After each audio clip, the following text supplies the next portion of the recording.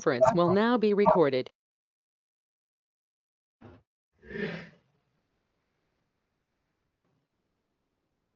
Morning, everyone. Call this meeting to order. 0900 hours. Roll call. Mike Solari. Here. Sasha Duchesne. Here. Jeff Hildreth. Here. Kristen Sanders. Absent. Leslie Bonheim. Here. Please join me in the Pledge of Allegiance. I pledge allegiance to the flag, the United States of America, and to the republic for which it stands, one nation, under God, indivisible, with liberty and justice for all. Thank you.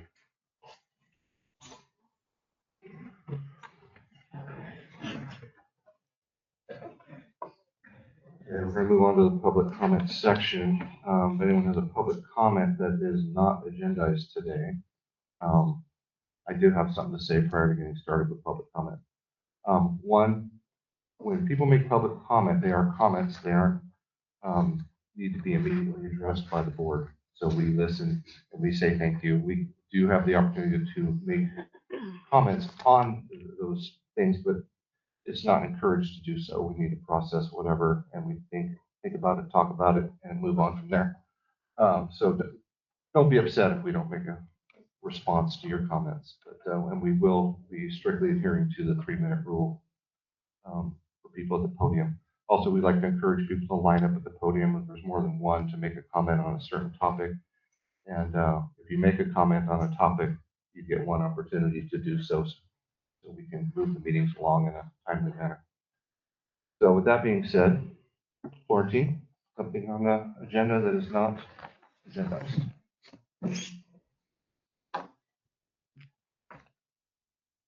Good morning, my name is Florentine. Actually, I stopped by to apologize to Mike Solari for my behavior last time. I think I was unprofessional, trying to speak when I was not supposed to speak. I hope you accept my sincere apologies. Absolutely, thank you.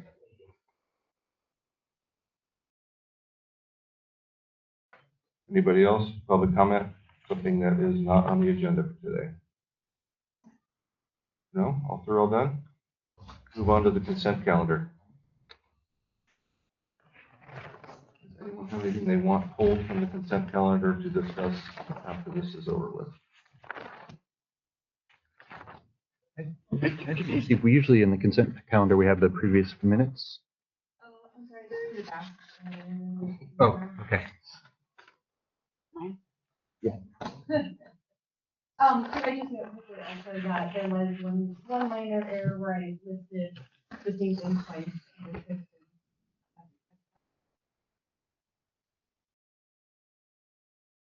And a little kind of grammar.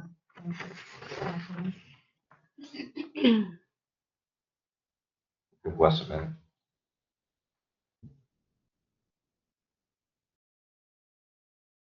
Jeff, you got anything on the minutes or bills? No. No. Session, anyone pull? No.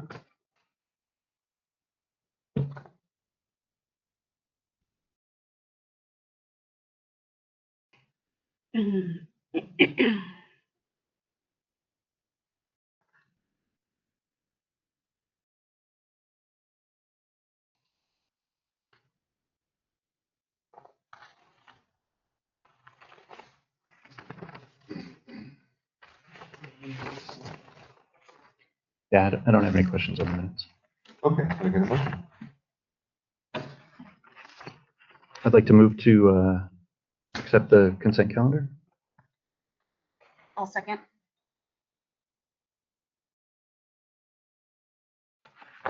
Roll call. Jeff Hildreth. Aye. Mike Solari. Aye. Sasha Duchesne. Aye. Leslie Bonheim. Aye. Kristen Sanders. Absent. Motion carries. Thank you. All right, move on to items pulled, nothing. Move on to correspondence discussion items. Humboldt County correspondence. Chris? Yeah, so it looks like we do have our new Humboldt County Sheriff's Office representative, Lieutenant Kyle Holt, online. He's taken over for Lieutenant Joshua McCall. Lieutenant Kyle Holt, would you like to provide a presentation to the RID board? Yes, sir. Thank you. Can you guys hear me? Yes, we can hear you. Okay. Yeah, my name is Kyle Holt. I know you guys are familiar with Lieutenant Josh McCall. We did some restructuring of administrative duties. He's now in charge of our Office of Emergency Services. I was formerly in charge of our Major Crimes Division, and now I'm over on the operations side. So I'll be attending these meetings as he used to. I'm not sure how he usually presented the statistics, but I have a printout here so I can go over some of the stats that I have. These are for January 15th through February 15th. There were over 60 instances or calls for service, the majority of those, 45, being non-criminal. Kind of going down the list, the majority of the calls, 19, were transfers to other agencies, so fire and medical. 8 incomplete calls, 6 calls for service each for animal problems and patrol checks in the area, 3 calls for service each on 911 hang up, abandoned vehicle, and just general investigation, 2 calls for service for civil service or dispatch report, which could be a variety of things, and then a single call for service regarding business checks, civil problems, CWS referral, 1 death investigation, a follow-up investigation, 1 livestock problem, 1 neighbor problem, and 1 public assist call for service. Looks like Friday, Saturday, Sunday were the busy days of the week as far as call for services go, and then pretty random as far as the busiest hours of the day. It kind of peaked in the afternoon, but everything else was pretty consistent. So no trends there really to speak of. And that's all I have.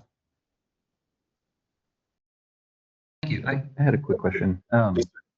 Lieutenant, if individuals have issues with animals that are roaming or they perceive as dangerous, that's a call to your office? Yeah, I mean, depending on the situation, usually our animal control facility that's located up in McKinleyville, but they run throughout the county. They're the first ones to kind of decipher what the issue is. I know I received an email from a citizen out on Otter Lane, I believe, that's been dealing with a aggressive dog, loose dog type situation out there. So I've been in correspondence with her. I believe animal control is aware of that situation. They've been previously involved. So I'm trying to get an update from them. I believe the dog owner has been contacted. So just trying to see how that went, the status of that, before we transition that over to the operations side and actually send a deputy sheriff out to the house to contact the dog owner. Okay, great. Thank you. You're welcome. Any other questions? Thank you. I would say welcome aboard. Thank you. Oh, yeah, definitely. Thank you. And we also have a new administrative sergeant. Her name is Andrea Sherrod. I sent her the invite, but I don't see her on today. So usually she'll be in these meetings as well. It will be both of us. And if I'm not able to attend, then Andrea will be here in my stead. Great. Thank you so much.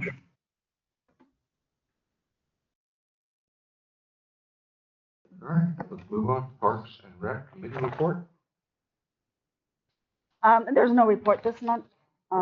We just had our regular meeting, but it was our first meeting after our break. So all the subcommittees are meeting and we'll have getting close to their final recommendations for the next meeting. Okay, thank you. We will move on. District. I've got a question on that one first. Go ahead. I also have On the Park and Recs, this will be the first recommendation, and how long has the Park and Recs been in existence? 1 year. It's a 2-year. It's a 2-year thing, and we still haven't had a report yet? Other than our updates. Yeah, but No, recommendations? no, they're still working on it. We're still working on it. Okay. And then I did want to just say that we did have 1 committee resignation for Simi. And so we do have that alternate member that will be replacing that, Riley. you gonna start looking for another alternate? We're gonna be doing discussions about that at the next meeting.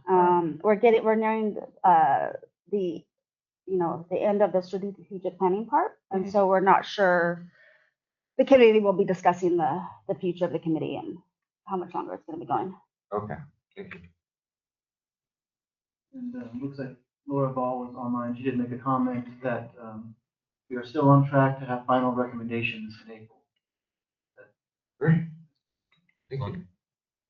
And I would also just like to add, I do encourage the board to watch the meetings. So that would be helpful. I have it. Thank you. All right, nobody else? All right, let's move on. District strategic planning. Chris? Yeah, so this is sort of the compilation of all the individual draft plans we've been looking at in the last couple of years. Focus of this discussion item is the strategic plan, including the overall mission, vision, values, introduction, overview, and the individual plans for the administration, parks and recreation, water, wastewater, and electric departments. So the mission, vision, values, introduction, overview, and the plans for the administration and parks and recreation departments were first presented to the board in 2024. The water, wastewater, and electric department plans were presented last year in 2025. Among the changes made to the plan since then include the replacement of the completed column with priority. The timeline column has been converted to short, medium, and long-term instead of specific months or years. Items have also been color-coded to indicate if they've been completed, green, or ongoing, yellow. I've also reached out to a third-party consultant who can travel to the district in late March or early April. It's most likely going to be in April sometime, to conduct a 2-day workshop on refining the plan with the board and senior staff. These will be special board meetings, so open to the public also. I will keep the board and staff posted as we get closer to that time. I'll be sending out an email probably in the next day or so, try to pin down the exact dates. But, yep, sometime in April, it's going to be a 2-day strategic plan retreat almost. Thank you. And who's the consultant? It's another general manager from Water District. He was in the CSDA conference you were at, Hillary Strauss. Mm-hmm. Early or late March would be best on my scheduling, I think. Early May, but I mean April, but late March would be the best for me. If you can pull it off. Early April? No, March. Or late March. Yeah, late March. Okay. No other comments, questions? Any questions on the plan or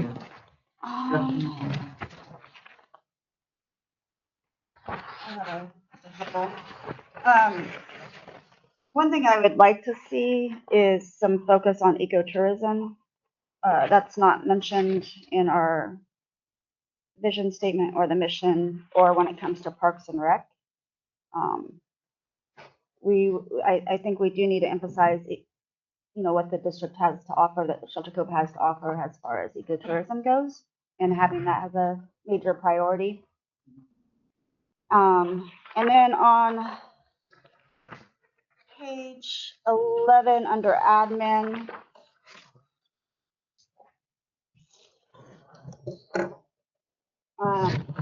there's discussion about the LAIF account and the opening a CalPERS SEPT account. I would also like to see some discussion about the class account that we've discussed before. That's the California Cooperative Liquid Asset Security Systems account. So I'd like some more investigation into that. That's the one that our reserves would go in that has a higher interest rate. Mm-hmm. Yeah, right now, the rate account is holding at 4%. Doing pretty well. We can have more than one account though, right? Yes. Yeah. So it might be. And that might be helpful for kind of siloing off those costs to make sure that they go to where they're promised to go. Go ahead. So I was wondering, I was looking at some of the staffing information that is kind of on each, like in grid number 1, administrative department, and there were a couple of other departments that talk about the different individuals the department consists of. Are these the actual individuals in those departments, or is that kind of a wish list for some of it? Because a few of these seem like the Parks and Rec, it said it's comprised of one full-time staff member, and I'm not sure that we have anyone in that position, for example, or a general laborer associated with the, you know, administration department. Some of that stuff, is that kind of a wish list, or is that what we have and I have a misunderstanding? Yeah. We do have one employee that is classified as, Parks and Recreation because that's, for the work comp classification for one employee. So technically on the books, it is a full-time employee in Parks and Rec. Even though they work with other Even though it works departments? with other departments. Okay. Do the work comp. Okay. Yeah, and I'll double check that, because I know we do have an organizational chart with kind of a wish list level of staffing that is not, like, for instance, there's extra general laborers in different departments that we do not have currently. Yeah, I noticed that was green on the org chart, and I was going to ask for that too. I was like, oh, you've done one, let's see it. It's part of our policy 2010. Yeah, and I know that part of what was going on, at least in a couple of years ago, was a redefining of the job descriptions and the roles in kind of association with creating that org chart. And I don't think that project was completed, and I don't see it on our list of what we were doing here on the strategic plan. And so I think, I know Chief, you did a lot of work on that one. And for us to have gotten it 80% of the way done and not completed, I think, it's kind of a waste of those resources. And so I'd like to get that done, or see that at least on the list for things, to clarify. And I think that might help also, some potential friction between the different departments.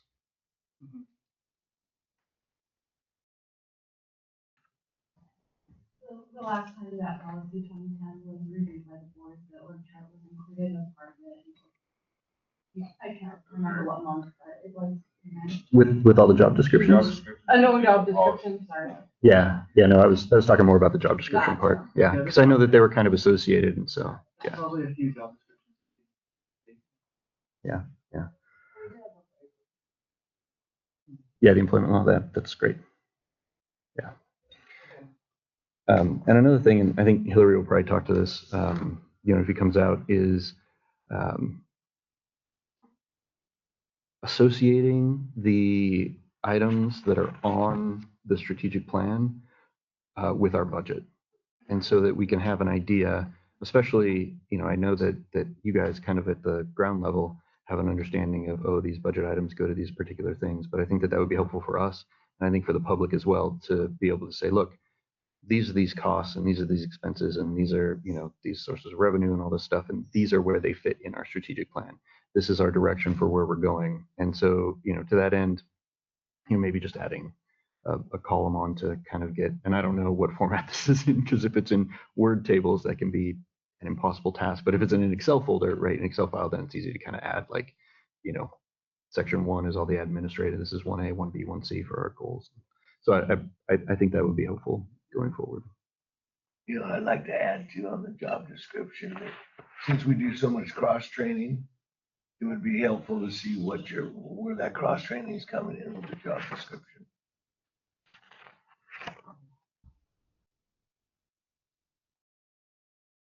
Okay. So we're gonna move on to the next section. Did have a couple more questions.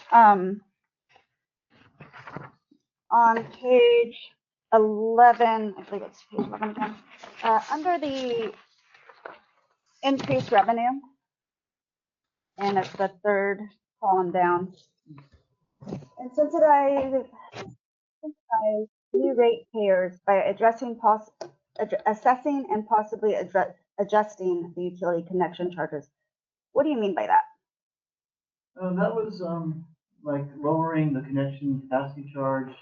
That would be an incentivization to increase hookups, which increases ratepayers.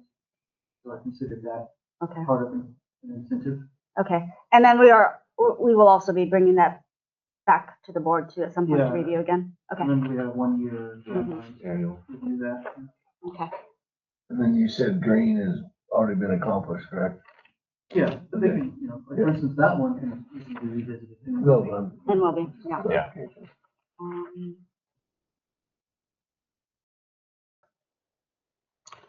and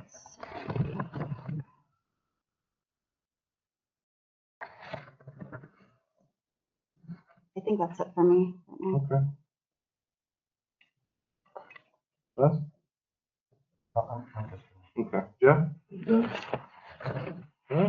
All right. I would just add, I think this is gonna be a lot of great information for, Hillary when she gets here. We'll have a lot of this done, so that'll be helpful. I agree. And I guess I do have one more thing. I wanted to add the letter at the front and stuff. I appreciate that. I had seen that portion of the strategic plan before. I think you presented it before I was on board, but you're doing the values and you're picking out your letter. I think it's great for saving time. All right, we can move on. Public comment, public comment? On the district strategic plan? No? Nothing online? Nope. Okay, so move on to Cal Poly Humboldt capstone project.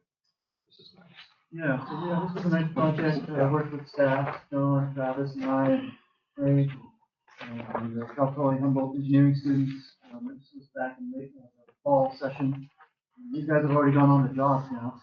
Ran into one at Eureka Dog Park, actually, one of the engineer students. He's working for Caltrans now. So he's a real engineer.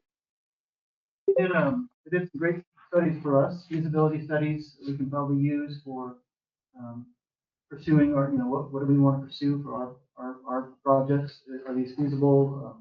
And they were helpful to figuring out how to budget for them too.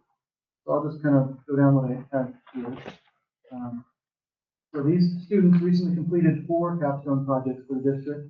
One on replacing our water treatment plant, one on reviving our reclaimed water treatment system at the wastewater treatment plant, and one on replacing our biosolids treatment system at the wastewater treatment plant, and one on installing solar panels and EV chargers to create a microgrid at our 2 community centers.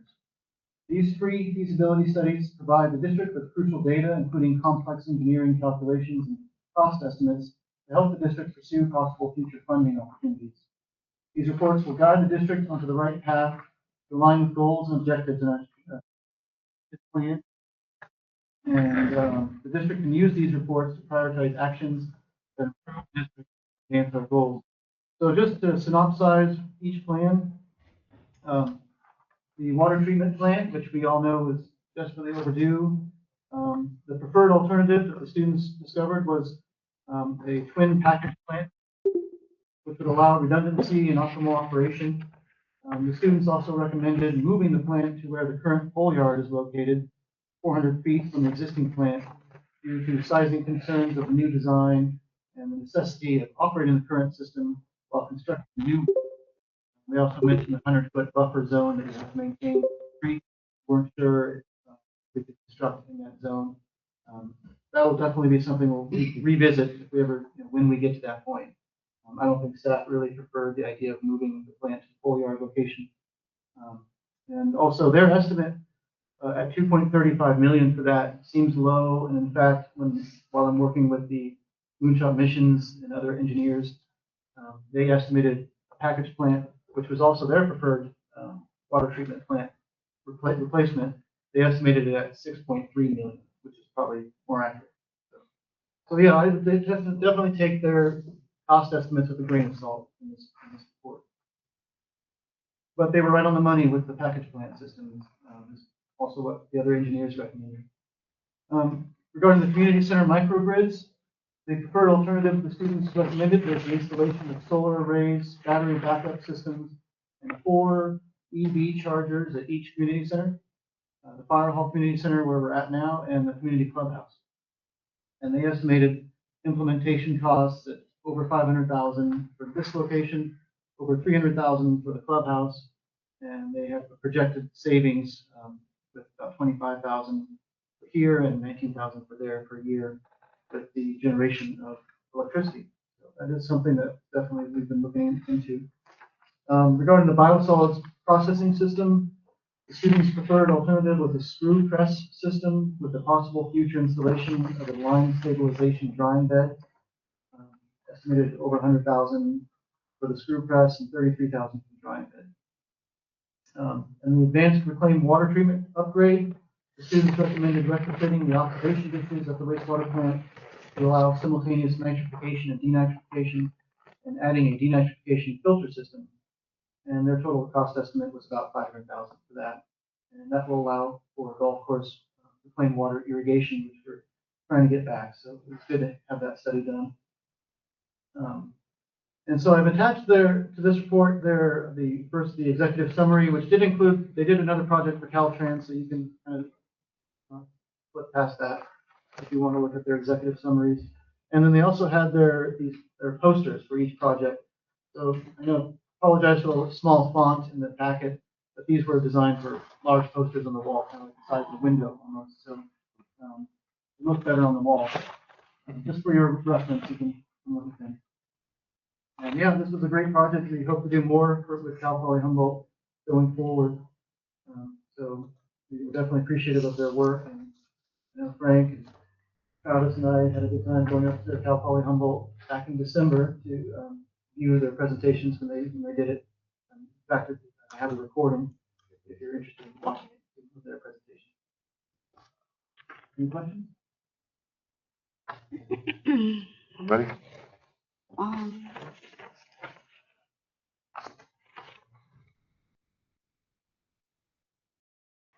Were those EV charging stations, are those like the quick charges, or are they the slower charging? Because it seems like that would be where. I think they were the smaller ones. Oh, so that was even with the slower. So I was trying to figure out why it would be so expensive to fit this building and the community center with solar panels. Why it just seems a little high, but if that is they're also tying in the EV charging stations with that, so I guess that would why. Okay. I guess they're classified as level 2 EV chargers per site, or level 2 EV chargers per site. Okay, that's what that is. Yeah, I was interested in their solution for the solid waste, because I know, we spend just on this budget, it was about $3,300, a month, and if we could treat that solid waste and potentially reuse it, which was one of their suggestions for 30 grand. I mean, that would pay for itself in 10 months. Mm-hmm. But I don't know if that would require also the screw press in order to do. And I'm looking at Travis and he's nodding his head. So, that would be a little bit more, but being able to turn something that costs us money into something that we can, reuse at a relatively low expense seemed like a great idea. I think that what was good about their proposal too is it would bring the biosolids to a drier state than what we currently do, which would decrease costs for disposal. No. Is that an open air drying bed? Their lime stabilization on, I think it was. It was. Yeah, it was an open, which wouldn't necessarily work in our treatment train, considering that we have fog down here. The students, and sounded great on paper, but not in real life. Yeah. And lime stabilization for our footprint is a no-no. But talking with Jerry Jackson and looking at doing an aerobic dewatering system potentially, definitely open to it and seeing it. Because like right now we're basically 93% water that we're throwing away. So on the ecology bill, 93% of that we're throwing away on water. Yeah. But dewatering is the biggest issue in the biosolids treatment part of it. What about the smell? That's also an issue too, and that's where we have the oxygen extended aeration. For certain reasons why they chose an oxygen originally, but the lime stabilization that also would have been probably not too good for smell. But chemical stabilization takes care of that too, so they could have taken care of the job, but the fact that it's not covered, we won't want to cover it because it's drying through the air. And after summer, it's all foggy and then it's rain, so it just doesn't make sense. Yeah. Yeah. And I think like with the EV parking and stuff, there were some things that were kind of unrealistic for our community too, where, I mean, taking up 4 parking spots at the community center just for EVs is probably not great. But yeah. it is all preliminary. Yeah, no, totally. Information, data, and it will help providing it towards initial mission, ESS. So it is groundwork for future grants. Yep. And some of their ideas, like toxic zones for the denitrifying, that makes 100% sense. Yeah, I was looking at that and I was like, oh, that doesn't look like a large footprint that would change much of what we've got going on. Right. And in fact, I think that was one of their positives. It's the highest use that we're using are in basically all the district are our blowers, aeration in the ox ditches. So right there, I see huge savings right there in efficiency. We can get away from, right now we have mechanical rotors, we need to get to blowers, find air diffusers. So it's all there. Their ideas were great on that part. Cool. Yeah, that's great. Anybody else? You mentioned there's a recording of their presentation. Is that something you can send to the board, or is it more of Very a, large file. I'll Okay. figure out how to do that. Dropbox. or if there's a link that we can go to? That might be helpful. I'll figure that one out. I know it's in our shared teams. I can probably share it. Yeah. Anybody else? Jeff? Okay. Public comment? Cal Poly Humboldt capstone project presentation. Public comment? They had some funny names too, like the group that was working on the biosolids, they were called the Sludgeoneers. Yeah, I saw that. The group that was working on the reclaimed water, they're the Flock Stars. So yeah, they're their own band names. So.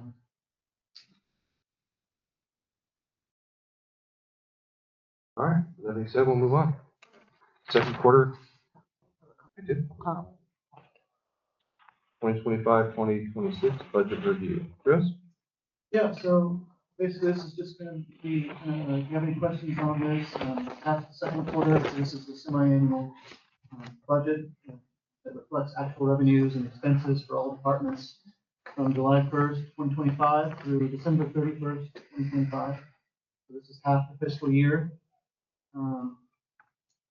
There's a few items that are with one-time expenses, or they've already been maxed out. There will be no more expenses on them. But I think we're pretty much on track. I think overall we're 40 or 50%, which is where we should be on our income and expense. So I think we're a little bit on the income side. I think we were slightly low, but there's still a second round of property tax installments to go, so they're not reflected in the income to be able to make that up. So Chris, are you expecting this deficit to go up or go down? It's $1 million, pretty heavy. Yes, I'm expecting it to go up. I don't expect it to get up to $1 million. But we'll see. I think last year we anticipated a 786,000 deficit, and we ended up being around 400,000 or so. So I anticipate a similar range this year.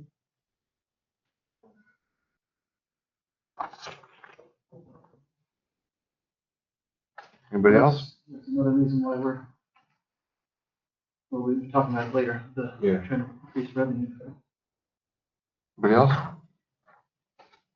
No, I've already had mine. Okay. All right, public comment. About our budget, 25, 26. Public comment. All right, let's move on. Sports court update. Okay.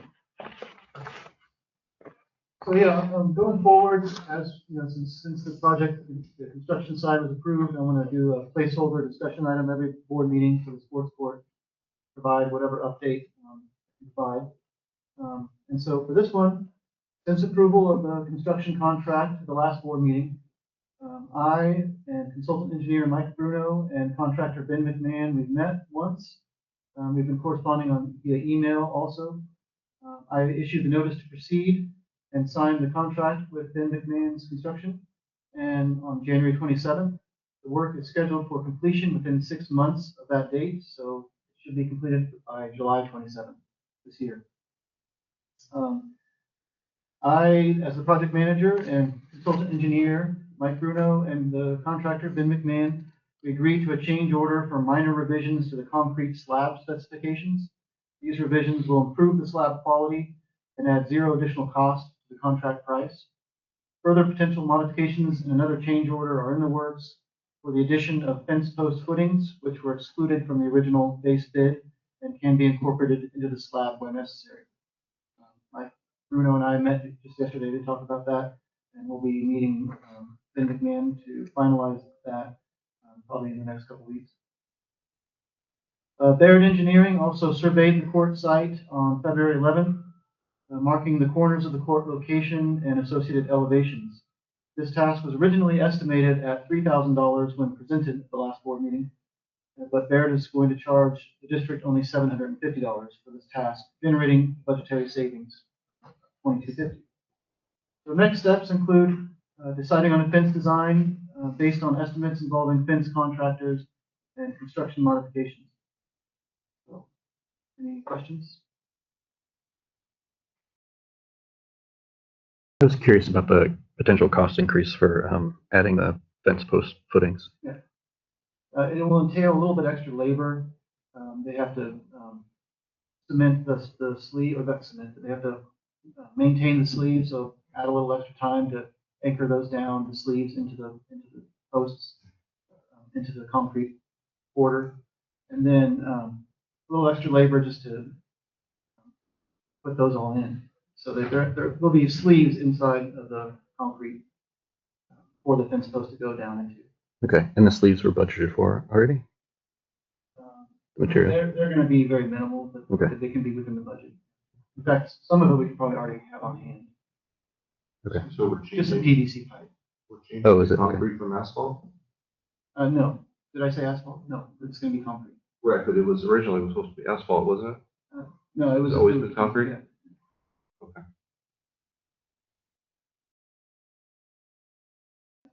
And what we're looking at right now is we're probably going to have 8-foot fence on the north and south side behind the basketball posts, 8-foot tall fence, and then 4-foot fence on the east and west side. Okay. Great. Jeff, you got anything? Nope. Okay. All right, public comment, sports court update. Yes, sir, Mr. Bruno.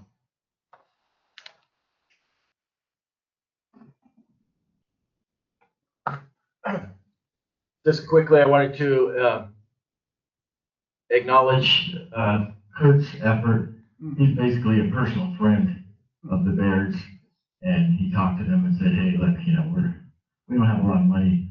Can you help us out on this survey?" He had a barbecue. He went to their house, and that's how we got the price down from $3,000 to $750. Also, with regard to the fencing, to clarify, we specifically went with the lower bid to exclude the fencing because we thought we could do it for a lot less money, and that in fact is what we will be able to do. And so it was, that's why we went with the 155 bid to exclude the fencing, and now we're looking at, okay, what would it take to add fencing, which would be less than what they originally bid. I think most of the contractors were bidding like $30,000 for the fencing component, and we think we'll get that done for closer to 10 to 15. So this is the preliminary part of that. Gotcha. Thank you. Thank you. Anybody else, public comment? No? All right, that's it. Move on to board member staff reports, director's reports.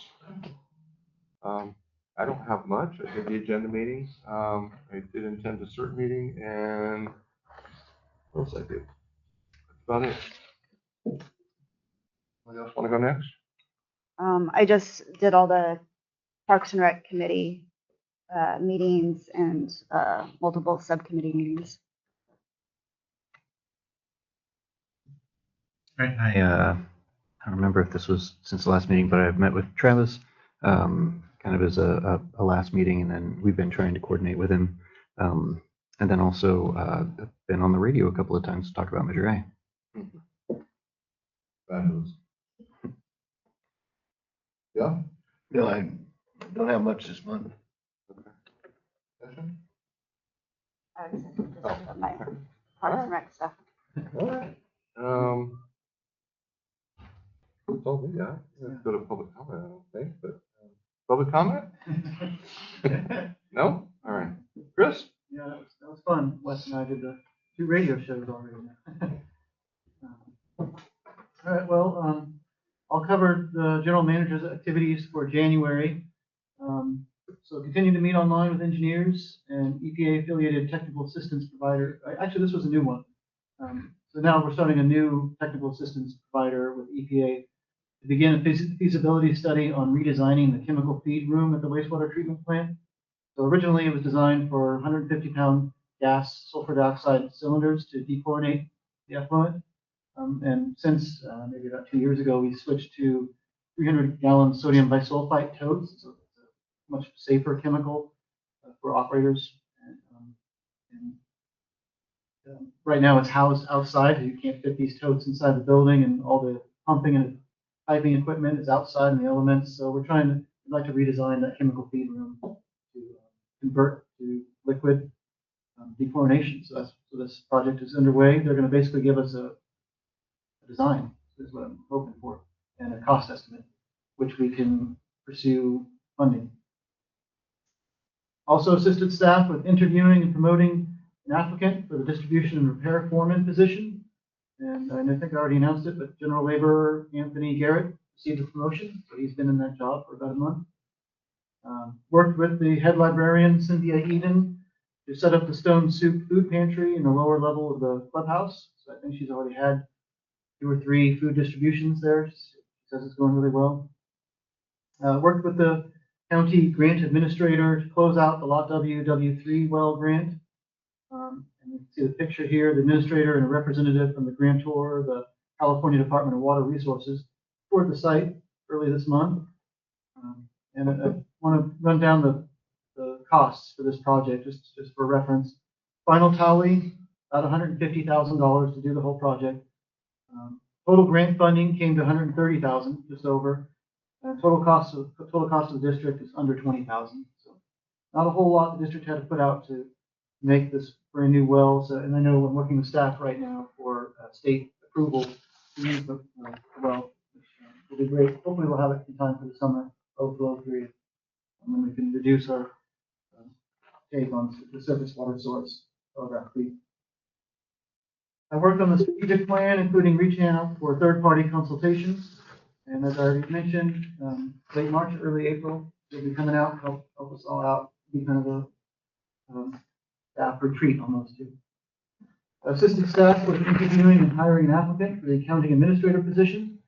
Pleased to announce Brooke Graham was awarded the position, and she's started this week. This is her first week on the job. She's working side by side with Tony right now. We don't have a set deadline or date when Tony leaves, but let's just take it as it goes. Before the end of the fiscal year. Continued work on the contract with Verizon Wireless regarding the project to add equipment at the district's communications tower on Kelly Road. They'll be doing a site visit later this month, and I'll be there for that.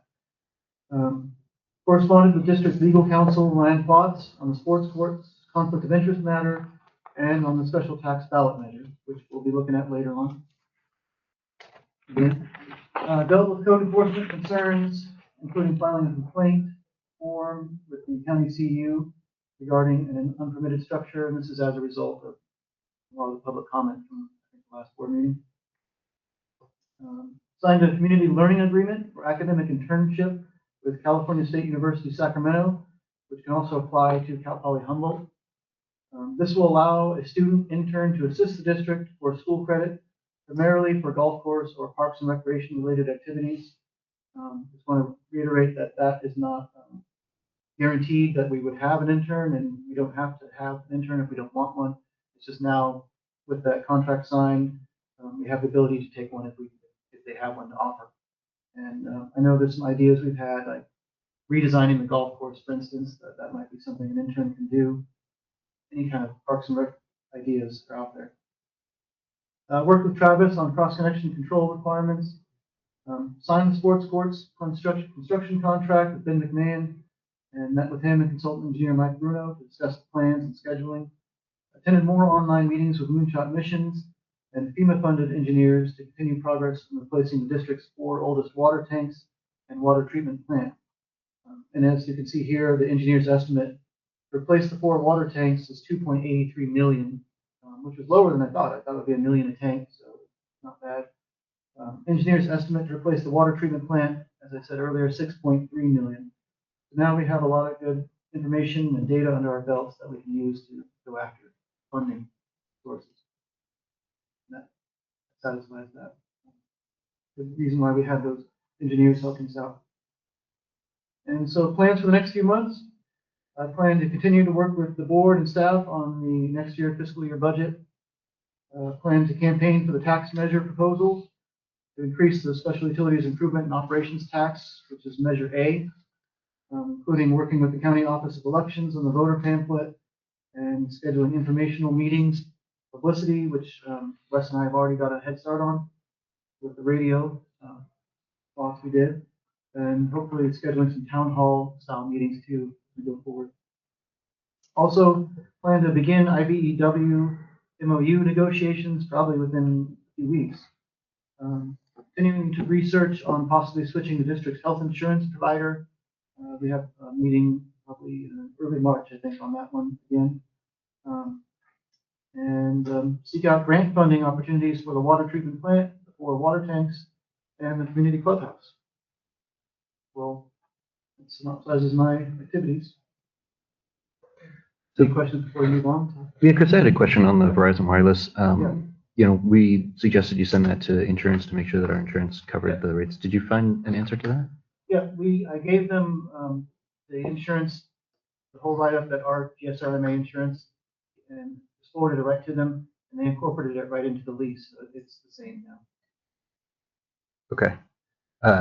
So you sent the contract to GSRMA, and then they said this is what we need to have in there, and then they put that in there. Yeah. Okay. Cool. I think it's section 11 of the Yeah. lease. Yeah. Perfect. Cool. It's Thanks. verbatim. Yep. Great. Couple of things, Chris. Yeah.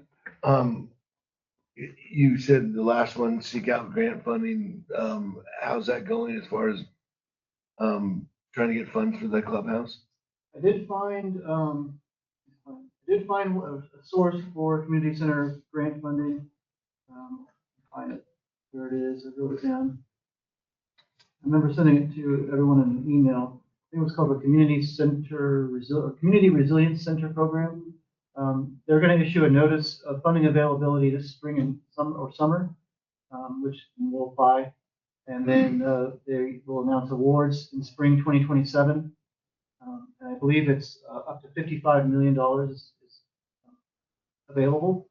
And the priority will be given to small unincorporated or rural unincorporated disadvantaged communities, which we are. So it will definitely having information that we have from we have at least one quote on replacing the exterior wall, the south wall, for instance. Having that information will help us seek grant funding through that. Great, thank you, Chris, Funding through that grant. on that one. And then you mentioned something about reconfiguring the golf course. I've not heard of that one yet. What's that all about? I know the Parks and Rec Committee is talking a lot about, for instance, eliminating hole 1 or changing hole 1 to different Parks and Rec related activities.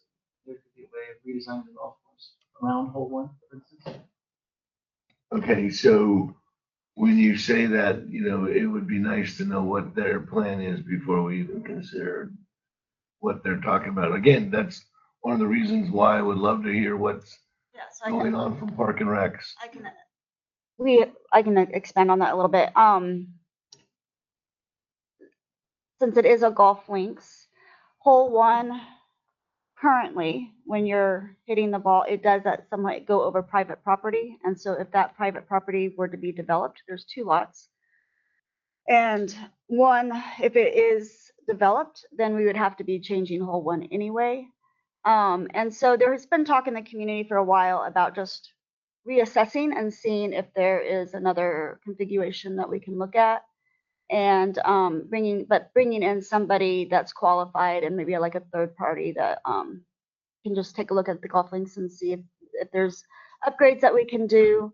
And then it would also, if we did move hole one, it would open up that whole little section of district property potentially for other recreational opportunities for the public. Okay, because as being a golfer and being kind of involved in all this, Yeah. I have not heard any of this. And so one of my next questions is gonna be, Desha, on your sports and rec committee, how many people play golf? I believe the ones that we had resigned. I know Denise is married to a golfer. So we are, and then like originally it was Todd Athey. He was going to be spearheading that, and he's the one that brought it to our attention. However, since then, he did resign, so we don't have a lot of golfers. We will be doing community outreach in regards to that. And I also understand that there may be initially golfers may not want that or be super supportive at first, but I think that when we're looking at the golf course or the golf links and that all the district property down there, that we really do need to be focusing on expanding more recreational opportunities for people down there besides just the golfers. Well, I would suggest So that, we will be doing more community outreach on that, but I think it would behoove the district to bring somebody in that isn't so maybe entrenched in the community that they don't want to look at other options as well. well, I would suggest that the Park and Rec Committee at least try to do some collaboration with the Golf Association of Shelter Cove. And like I said, not knowing that, I would think because I am a part of this little group that I would at least have heard of it. So I'm kind of set back a little bit. Okay. Well, and I would love to discuss that further. We have attempted to reach out to the Golf Association. I'm getting mixed feedback on who's in the Golf Association, and so that's been challenging, to say the least. Well, I know that they have a formal board and they have president, vice president, whatever. So Yeah. I think that that's probably, Well, maybe you can help information. point us in the right direction, because so far when I've talked to people in that association, I'm being told that there's really not anybody. So And those meetings are public, so anybody from the golf association can show up. Okay.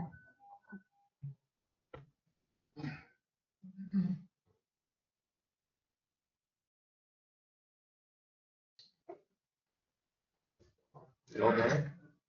You all done, Chris?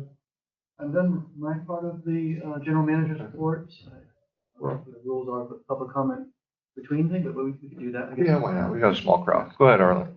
Thank you. I'm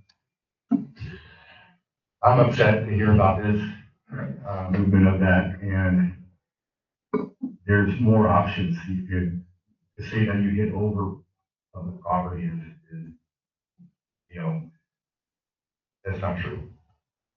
There's only, I know every once in a while someone will go out there and try to get it, but you could also make that 2 holes. And also, I volunteered my time to build that kiosk. Am I going to, do I get paid for it after you tear it down? No, I don't. I like that we have this strategic plan that we're using, but I wouldn't have built it if I knew that you were going to take it away from me. Thank you.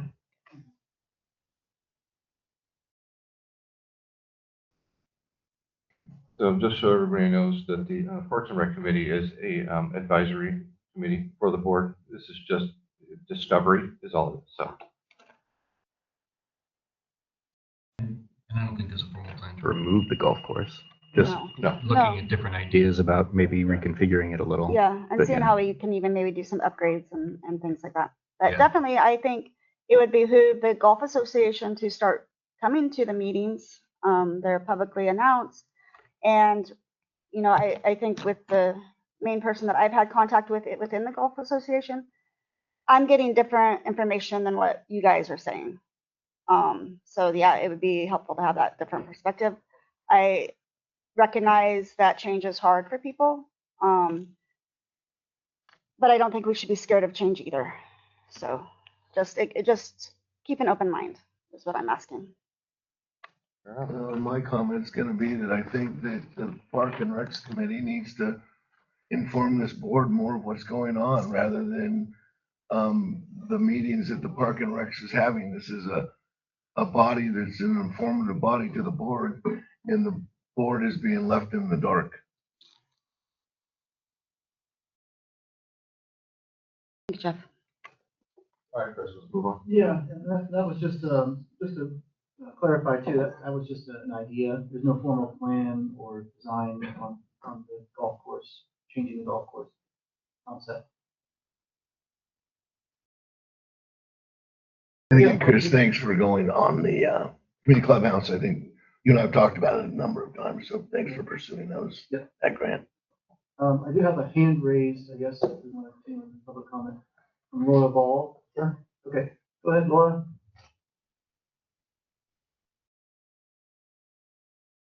You can go ahead and make your comment, Laura. Can you hear me? Can you see me, hear me? Yep, Hi. hear you.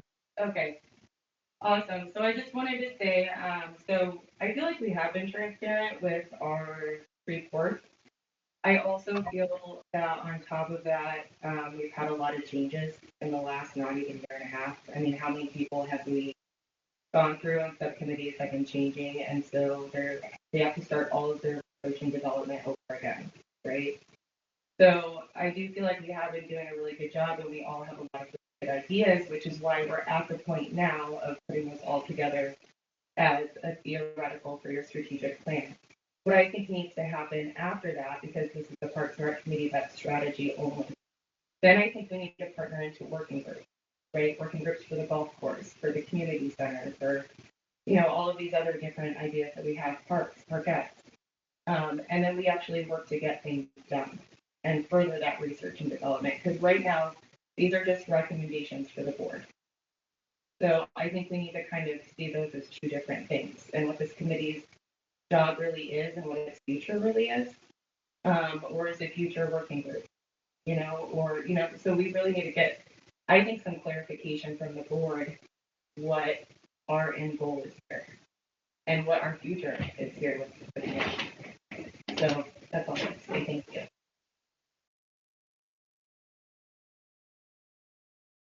All right, thank you. I have to agree with Laura on that. I think they're doing a great job, but again, maybe the board does need to give more direction.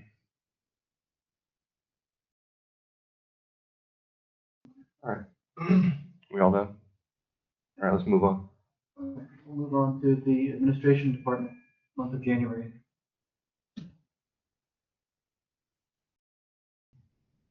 Okay, so, January brought all the year-end tasks, which includes laying out the tax forms and resetting up files and stuff in the office. We also did the accounting administrator interviews and hired on Brooke, who seems to be doing really well so far. The vast majority of my time in January was spent, dealing with the new billing software that it had a few problems that had to be fixed. I had to go through run lots of reports and find all the problems with the setup in the program. So it took a lot of time. I spent a lot of time on the phone with Anston, going through the things that I found and having them corrected. So I've also received some feedback about how the bills appear. We can't change the font size at all, unfortunately, so I apologize that it's small. We're working on trying to get them to reorder the lines in the bill so that it seems a little more understandable, because it's not set up as, I don't believe as coherently as our previous bills were. I'm not sure how much I can get with them on that. They also had problems with their third-party online bill payment processor. So we had to halt that and switch back to the old all-pay system. They corrected their problem, so it's back online now. Overall, it didn't really feel like a great rollout, but I think things are starting to go smoother now. As we did our second month of meter reads through the program, and there was a lot less problems this month than there was the previous month. So I have high hopes for it to continue to be better. We're currently digitizing all of the customer files and adding them into the Amazon system. And I guess that's the biggest part we're doing it. And so next I want to start utilizing the digital work order system as part of the program, which is one of the reasons why we did select it, because it has billing and work orders in the same program, which can tie right into the customer files, so that anything that happens at a location is easy to look up and see all in one place. And then some of the other things I hope to keep working on is the budget for next year, looking at costs for maybe upgrading our website a little bit, and also I want to work with Brooklyn to be a little bit more trained in her system to look at different possibilities for how we do our time card system here.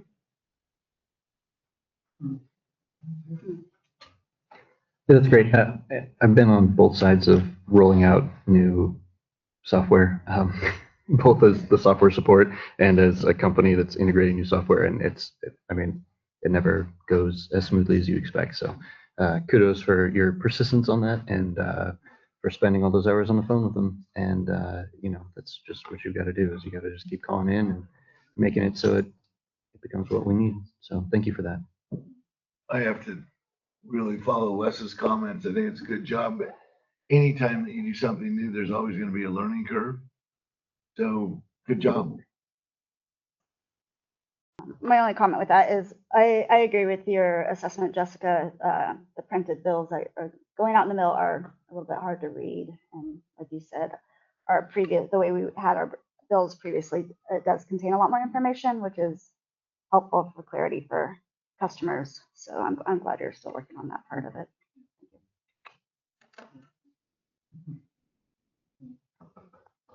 Definitely 2 steps forward, 1 step back. But we'll get there. Keep going forward. Yeah. But I'm gonna also comment, Chris, so showing what you were planning on doing. Jessica, same. Your upcoming projects. I like that. I like that part. Travis, I'd love to see you and John do the same.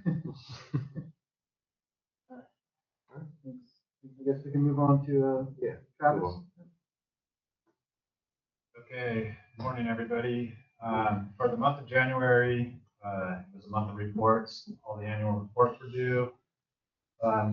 We submitted numerous reports, including the 2025 sanitary sewer annual report, the 2023, 24, 25 MPDS fluent discharge study. 3 years missing. So I was going to go back. Cal Water's annual surface water permit report and the GeoTracker annual volumetric reporting of wastewater.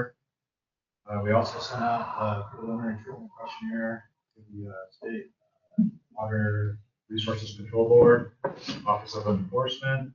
Operationally, we had some difficulties. Again, we had a break on Jack's distribution system, so that was fun, trying to locate and search for a leak again. A lot of effort, a lot of staff time, a lot of boots on the ground. We were able to isolate it, stop it. We did our quarterly draining and cleaning of the sedimentation pond. All good now. All the shade walls are off. You guys can see now when you drive by. We weatherized all of our PRVs, so all the pressure reducing systems have been weatherized basically for this upcoming snow that we're predicting that came. What else did we do? One of the big ones was getting and sitting in front of ESS, Engineer Solution Services. Frank and I actually got to sit face to face in front of Sudi. She's amazing. They're all on board, ready to take on and become a project manager, work side by side with us. She has 35 years experience. And we were able to even negotiate a discount from the Fort Bragg paid. I sent an attachment to everybody's, all the boards, so they can all look at it. Going forward, Jeff, there's an AMI grant that's out right now that basically ESS hasn't, they've had, their track record is 100%. So nothing in kind from the district on all AMI grants going so far. I want to get this going as soon as possible so we can acquire that grant and implement AMI. With the contractors outside the district that would install them all. So it would basically be, it's a no-brainer. Approximately $750,000 the district will require. Look at the cost, it's not even 0.5%. Travis, you've been amazing on that whole front. So, you know, my hat's off and I can't give enough kudos. And I'm glad that you really reached out to Fort Bragg. I mean, that guy's, as a mentor, is being lovely to Shelter Cove, Rid. You gotta love him. I called again just to make sure that we did find a unicorn grant company. He said, let your board know that they have a sigh of relief in their whole community. He said he was talking with Sudi about Prop 4 money, about billions of dollars, not millions, billions, for not just water, wastewater. They've acquired over 20 million for water and wastewater infrastructure. Now he's going for recreational.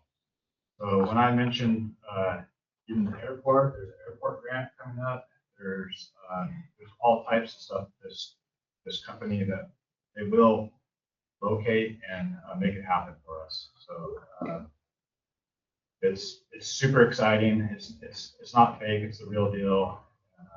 Well, what's exciting, Travis, is that you reached out and you did beyond what anyone expected, and it's paying off. And I think that sewage spill in Virginia is probably a wake-up call for our country. So it's nice to see that the funds are becoming available. But thank you, from personally, thank you. Yeah, I think it's going to be great, even for fire, roads, all types of stuff. I'm excited to see what they're going to do. If you look, 720 million in the last 12 years. Everybody's a repeat customer. I'm just, like I said, very excited. Also, a big one for me, I passed my grade 3 test. Yeah, I was gonna ask about that. Yeah. That was awesome. Big weight off my shoulders. That's awesome. That was a big one. Congratulations. Congratulations, Travis. So what do you need from us so we don't miss out on this opportunity? What can we do to help you? Well, I already have permission to sign it, go forward. It's basically, like I said, I wanted everybody to see it, so it's transparent. Everybody's on the same board, same page, and I guess just support. All right. Yeah. Outstanding. I can't say enough, Travis. Yeah. Anybody else? We all done, Travis? Okay. All right, move on. No Johnny? No, John, today he wanted to keep working on the one of his items, the annual line clearance tree trimming. So we rent a bucket truck for that process, so he wanted to maximize his time getting that done. So yeah, they're out there clearing high limbs around the line. So the electric crew's working out there. Just to do a quick rundown of his department's tasks here. Looks like there were numerous outages, mostly on the tie line. You can run down the hours of the outages and the gallons of diesel used. They did a hookup on Seaview Road. They built a new line extension and customer hookup on Wolverine Way. And Altec was out for annual preventive maintenance and dielectric testing on the bucket and derrick trucks. And yeah, I wanted to provide a little update on the outage. Was it yesterday morning? It went longer than normal. It's the second time that the garage doors at the generator plant malfunctioned. So we're gonna get that resolved so it doesn't happen again. So there was a PG&E outage, and if the garage doors don't open, the generators don't come on, and that's what happened. Thankfully, the PG&E power came right back on within, I guess, half an hour, maybe 45 minutes. 45 minutes. Yeah. So, but yeah. that was the issue yesterday morning, so generator plant maintenance. And Chris, I gotta give a little kudos to you too. John's working, he's not sitting at this desk. That makes me so happy. Yeah. It was his choice, he said it's okay. It's the leadership, Chris. And then, I guess I can run down the Parks and Rec and miscellaneous activities too for the month of January. There was a picture here, you can see there was a drain inlet in the center of the airstrip. Sinkhole developed next to it. Basically, there was a corroded pipe, and our crew fixed that. And the golf links maintenance, including mowing, verticutting, applying gopher deterrent, remove fallen trees and limbs from the golf course and the labyrinth area, including, you can see some pictures, tee off number 1, where the kiosk, thanks Arlen, it's a beautiful kiosk. An internet antenna there took a direct hit from a standing dead pine tree. You can see it just kind of rumpled the edge of the metal roof there, but not too bad. And then also kudos to Justin Graham, our newest general laborer. So it's been a hard-working addition, full of golf enthusiasm, and doing a great job too. So we almost have another Bud and Tony with Brooke and Justin. So recreation. Yeah. Any questions on those? We'll move on to fire. All right, so the January 26th report, I just wanted to start with the hazard mitigation plan. I know you guys discussed it a little bit when I had to leave last month. Going back to everything we do, these plans are super important. So we're always in this perpetual state of planning at the RID. And when it comes to implementation, we don't have a plan to fall back on, right? So for the fire department, our hazard mitigation plan is a FEMA-based plan. So it's a FEMA spec. Chris and I spent over 3 months, but multiple different planning meetings with the county to create the hazard mitigation plan. What it does is identify the hazards that are the worst of the district, right? Wildfire obviously is our #1 rank, then we have our earthquakes, tsunamis, but even like COVID and stuff like that gets thrown in there as well. So when we start going for grants, projects, strategic plans, everything is already identified for the fire side. So when it comes to water, wastewater, power, admin, having these type of plans that justify your strategic plan and say, hey, this is where we're going, helps with anxiety, it helps with these planning situations. Grants are great. I'm super excited to finally see another entity of the Ridge start to get on the grant program. That's the only way we're going to exist. With grants, take a lot of admin, whether or not you have contractors or not. We have both contractors. I took on a bunch of in-kind, and we still have to cut checks and do other things through Tony and that office. So as we develop all these grants, the best thing the board can do is one is understand the grant policy. We have a fairly robust grant policy, and now we have a new project policy. So every grant is technically a project. Everything within there will have a budget, a project description, and that will help with the transparency. It's really important. The sports court was a grant, right? And everybody, we had the same excitement, and everybody got all on board. We told the community we're building these great things, and then as we went into the implementation phase, we didn't have the backup plans to say, hey, we've already discussed this. Now we're just implementing this plan that's already done. We kind of got this grant without the actual plan. And so I've seen these grants come up that say, hey, we're going to do these grants and we're going to go to the community, get community feedback. And then that turns into 2 or 3 years of, being stagnant because we can't get through that process. So for you guys to help us out and say, hey, these are the grants we're following, really focus on a strategic plan because our grants have to be towards that strategic plan. Right? And even if somebody's like, oh, here's $1 billion, go build a brand new golf course, golfers might not be okay with that because they don't have as much input as they wanted when we got that $1 billion. Right? So that's a lot. These companies that do the grant work for us are great because they take on a lot of that and then they take their chunk out of it. We usually don't have to pay for the administration or any of that, but eventually we do have to do permits. Everything's tied back to the Ridge as the landowner, and then just making sure they get to do that. But what it's going to do is it's going to pull some of our staff away from cutting trees down, running the operational plan. So we need a backfill with actual operators and other people to allow us to facilitate these grants. With that being said, the hazard mitigation plan is super important for the fire department. That's done now for another 4 years. Our CWPP, the Community Wildfire Protection Plan, that's getting redone right now. That's how we got all of our grants for the forestry and the fire side in the past. So everything that I do is directly mentioned in that plan, and then that relates to the grant applications and everything else, because you're implementing a larger plan that's already been vetted at a county level. When it comes to park and rec and economic development and our ecotourism, we don't have any plan like that. I haven't seen us mentioned in any county plans. And so I think that's something else at the board level, with the board of supervisors, kind of like, hey, don't forget about Shelter Cove when it comes to economic development plans. I know McKinleyville has one they're redoing it right now, or I think they're looking into it right now.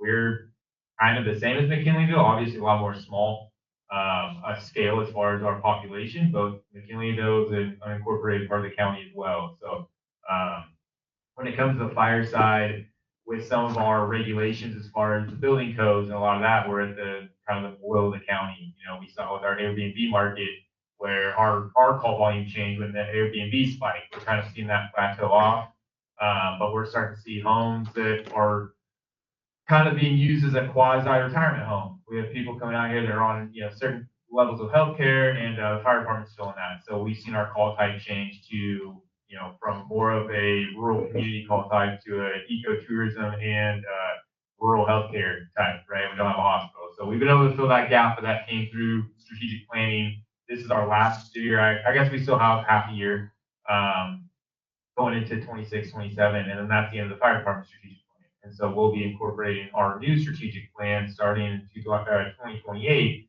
just right into the Ridge strategic plan. So that way we have for the first time, we'll have an all-encompassing RID strategic plan, which is kind of exciting. But that takes time, and it takes conversations like we just had with the golfers and coming up with solutions, because we have a lot of people to make happy in this district on power, water, fire, sewer. So it's not easy to do, but that's where you take that time during the strategic planning phase. So then you can just implement it without roadblocks. That's what we all want to get to, is the implementation phase. So we've seen the success in that fire department, but a lot of people forget about the trepidations we had originally. We had firefighters wanting to quit and arguments over what color fire trucks and what we were going to build and what the station was going to look like. And that happened 10 years ago. And so looking forward to the future of the Ridge in 10 years is exciting, but there is going to be a bumpy patch when you're getting those plans set up. So I would encourage us to pick the plans we want. And again, strategic plan is just part of it. The economic development, everything else goes into that, ties into it. I'm sure Travis and Johnny will have their plans. Capital improvement plan is another one. It's kind of mentioned in the strategic plan, but not as in detail as a full capital improvement plan. And a lot of grants like to see that. They like to be a part of something. They don't like to run it, right? So, for example, our community wildfire defense plan, there's a grant, but that grant is supporting that plan, right? We've got about $8 to $10 million into that plan. USDA gave us $6 million of that, right? So they don't want to run that plan for us. They want to be a part of that. And so having those plans already implemented to say, hey, for example, the RID wants to redo the clubhouse. This is our clubhouse plan, right? Not looking for a grant to pay for that and to do that plan, a grant to support that plan at whatever level. Maybe they could pay $20,000 towards that plan. Maybe they can pay for the whole thing, but they want to be part of that plan. They don't want to run that plan for us because they don't have the facilities or the admin support to do that. So that's something to keep in mind as we move forward, is that is having those plans, and the plan can't be just to get the grant. And we have to have that plan that's like, hey, we're going to work on this. We just can't afford it. This is what we want. The district just can't make that happen without help. And that's kind of the way I've seen it successful in the grant world. As far as operations of the fire department go this month, the last 2 months have been our academy months. We're putting on the Southern Humboldt Regional Fire Academy. So we have 20 students. Shelter Cove has 6 of those 20. So that's really exciting. Of those 6, 4 brand new recruits. So we're back up to 28. We're pushing 2 away from our max, which is 30. And between 25 and 30 is kind of our sweet spot of where we like to stay within recruits. And that takes a lot of district effort. So those recruits are putting in 170 hours in basically 2.5 months. And we have 4 of the main instructors. So I've been living in Redway, just as much as Shelter Cove the last few months. But it's really exciting to see. This is going to be the 4th academy, and almost 60 firefighters in Southern Humboldt have been through that academy. And we're starting to change the culture and the training level of firefighters, not just for Shelter Cove, but for all Southern Humboldt. Exciting. Call volume has stayed a little bit above average, but this is usually our slow time of year, right at 18. So that is our average for the entire year. So it is a little bit above normal for the winter time. And again, if you guys look at our calls, they're all over the place. There's obviously way more medicals, but that's the national trend.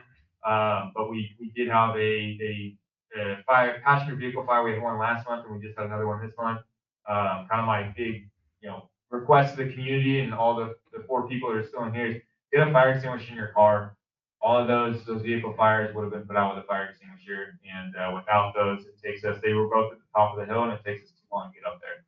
And by the time we got up there, both cars were total losses. We were able to save a couple back tires and the fuel tank on one, and not pretty much nothing on the other one. It was all the way at the top of the school stack. So that car is still there. It's on my list to get it removed. So that's one of our plans to assist with that, and we'll see how that goes. And then just a bunch of medicals. Make sure people stick up on their physicals and trying to alleviate that medical pressure as much as possible. Projects are still ongoing. Trying not to add too many new projects until we can finish some of the ones that we've got going in this current strategic plan. The senator's trucks are really exciting. Those are starting to roll out, and by fire season 26, we'll see those available for response and assistance should we need it for mutual aid. And our fleet is still doing pretty good, but we are going into the maintenance season, so we'll start seeing maintenance costs increase on our fleet, getting ready for summer in 26. All I got.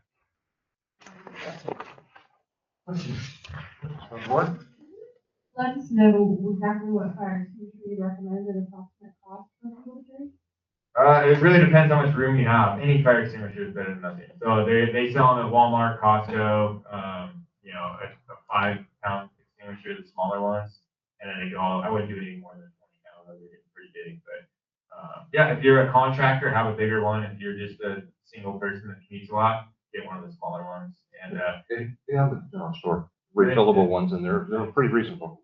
Yeah. Refillable and not just having anything. They have little fire extinguisher flares now that you pop it and it actually burns, but the exhaust gases put the fire out, and they're super lightweight, and they're rated, so they work well. But yeah, and then we do offer that as part of our CERT training. So if people are interested in fire extinguisher training, we get enough people to put that on. Awesome. I had a kind of a general question. I was looking at the interdepartmental safety meetings, and it said that we had one on 1/31/26, and the items discussed were NA. I assume that we have regular safety meetings for the individual departments, and they are documenting them for OSHA purposes and stuff. But this was the first time I'd seen an interdepartmental safety meeting. Is that going to be a regular thing going forward? Johnny did do one when I was absent. I'm not sure what their topic was. Yeah, so they do, the way it breaks down for OSHA is they have their tailgate briefing. So every morning, whatever project they're doing, they'll have to do a tailgate briefing that clears you of your safety briefing for the day. Right. And then we have our required topics that they have to hit. We get that from the insurance company, and those are supposed to be our monthly meetings, including our PSFA, which is needing to get done. Currently, I'm the de facto safety officer for the district, as being the safety officer professional. However, I would like to get somebody at the bridge side, one of our union members, for instance, that could take on that, since I'm not connected with those guys as much. Mm-hmm. But we are still maintaining after our OSHA audit, 3 years ago now, maintaining that and catching up on some of the stuff like PSFA is in the near future for us. But I know Johnny did lineman rescue, and I'm not sure if they carried that on. Were you involved with one last time? No. But yeah, they are doing their basic safety trainings, and we do have our IAPP incident injury prevention plan, and actually implementing that has been a little bit of a struggle. And I think that's something in that plan. It is recommended that we form a safety committee, and whatever level that would be at. It could be a safety working group, but a safety committee would be, board members involved in doing the Brown Act and all that. So that would be something for one of the liaisons and the GM and staff to talk about in the future, is how to get you guys better updates when it comes to full district safety to make sure that we're staying OSHA compliant. Yeah, the documentation for those Yeah, trainings and everything. Yeah, make sure we get that better for you guys. Yeah, thank you. Please give you a topic. Yeah. Then Nick, if the golf course got $1 billion, I don't think you'd have much fun. Right? I don't know. I do not agree with you. I do not agree with you, Jeff. I'm pretty sure on that one. I do not agree with you. We have flag placement conversation. Yeah. Well, that's a weekly or monthly thing. Yeah. All right. Well, let's go to public comment. Any public comment on anything you've heard from these reports? Anybody? No? Lively crowd today. All right. That being said, we can move on to our action items. Action item number 1, consider nominations for 2025 Shelter Cove Volunteer of the Year. Chris?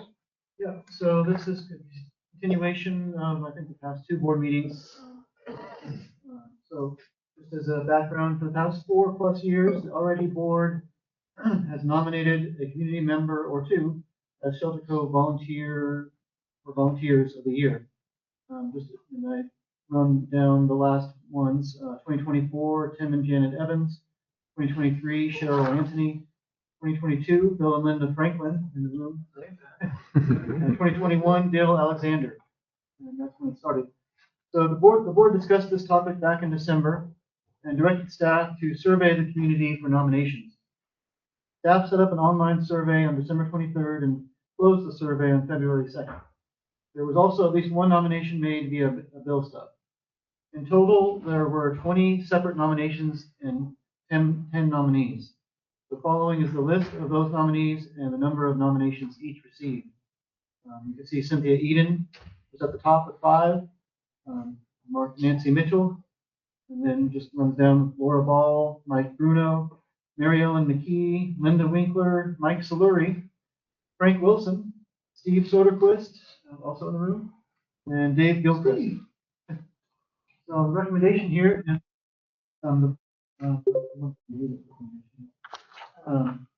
board can select the Shelter Cove Volunteer of the Year for 2025 from the list of the community's nominations, and staff can bring this item back at next month's board meeting for a formal resolution of appreciation. So I'll leave it up to you to make the motion. All right, well, let's talk about it. Any questions? I'd like to hear board input. I like going off of the public input personally. My name is on the list. Should I recuse myself? Make a mistake. I have just a couple comments. Okay. I think I appreciate the nominations from the public. I think it's good that we got some feedback from the public on who they would like to see nominated. But to be clear, this is a board. You know, this is what it's not just what the public wants to see, but it's also for the board. And so with that said, I'm leaning towards Mark and Nancy Mitchell. They created the SCARF, Shelter Cove Arts and Recreation Group. Oh gosh, I'm gonna say how many years ago now? 9, 10? 10 years ago. And the amount of energy that they have put into that organization that has helped the district with other recreational, bringing other recreational experiences to the Cove has really had a profound positive effect on the community. And, you know, we have had a little bit of a shift in community members over the last 4 years. And I think that, you know, there could be a possibility of like people who are just moving here, they may not understand that history. And so I agree that Cynthia Eden has done a lot, and along with everyone else on this list. However, I just feel like Mark and Nancy have been it's been long standing, and I would like to, from my perspective, I would like to honor that sooner than later. I would like to, I have to agree with Tesha. I think that their overall commitment's been amazing, from nature trails, helping Bill Franklin Trail. I think that the labyrinth, the amount of input that they bring to the arts, the art classes, the art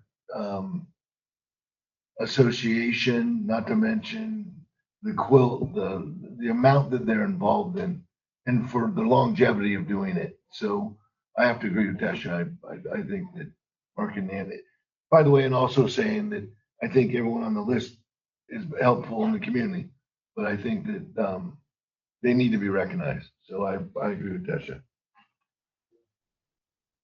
Yeah, and even outside the community, you know, my wife is an artist, and they have been very welcoming to her and displaying her art.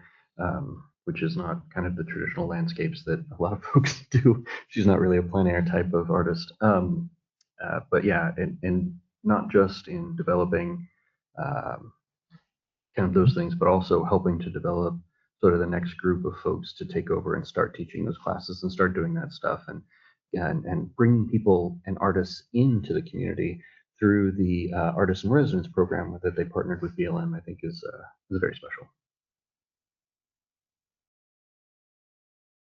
Yeah, but as well, Mark and Nancy, that you're doing a lot for a long time. So I would be on board with that. Cynthia is doing wonderful work feeding the hungry, which I think is admirable. And everyone else on the list has given a lot to this community as well, except for me, I don't.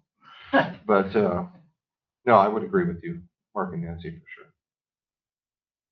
I would like to make a motion. Wait, public comment. Oh, sorry. Public comment. Come on up.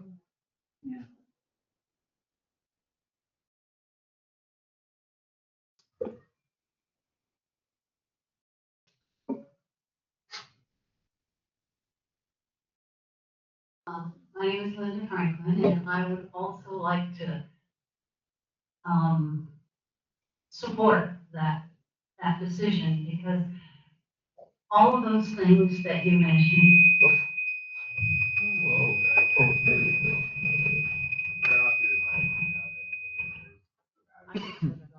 go. All of those things that you mentioned, besides they support the children's garden, and they've given that project a budget, so because I need to get more dirt, I need to get more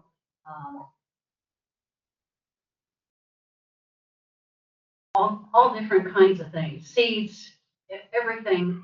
It takes some maintenance, so they've given that so far a budget of $200 a year, and I think that keeps it ongoing. And, you know, they also I helped them. We just planted daffodil bulbs all the way around the labyrinth. Nice. Yeah. Thank you. Thank you, Linda. Mr. Reed.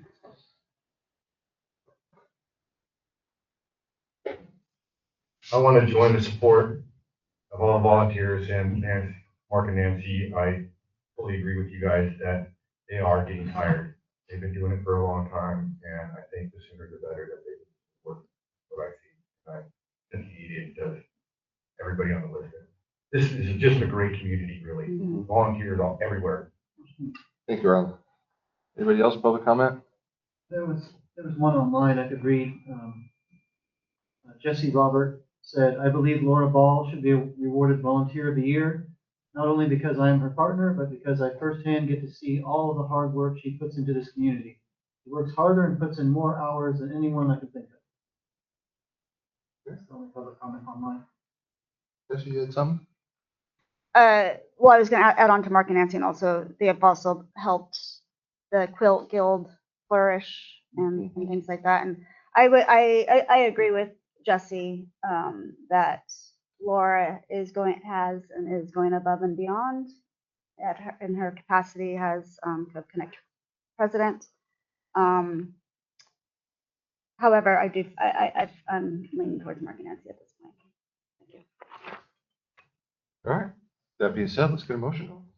I'll make a motion to nominate Shelter Cove Volunteer of the Year, Mark and Nancy Mitchell. I'll second that. Roll call.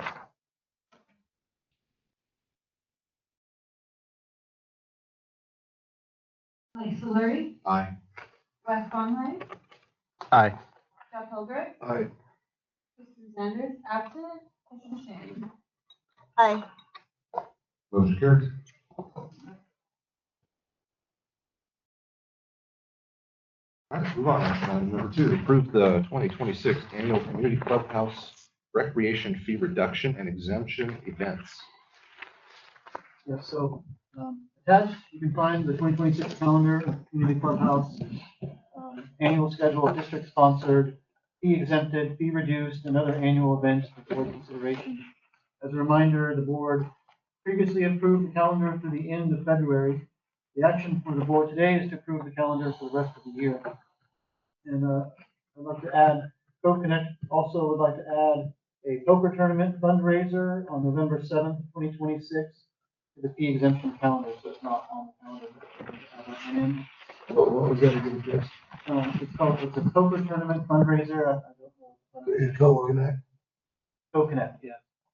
November 7th. So financial impact here, loss of potential rental revenue, but the recommendation is to approve the community clubhouse recreation fee reduction or exemption events list for 2026 as presented here. That with alcohol. I'm going to say yes, but I. Yeah. All right. Comments? Board? Questions? I'm good with it.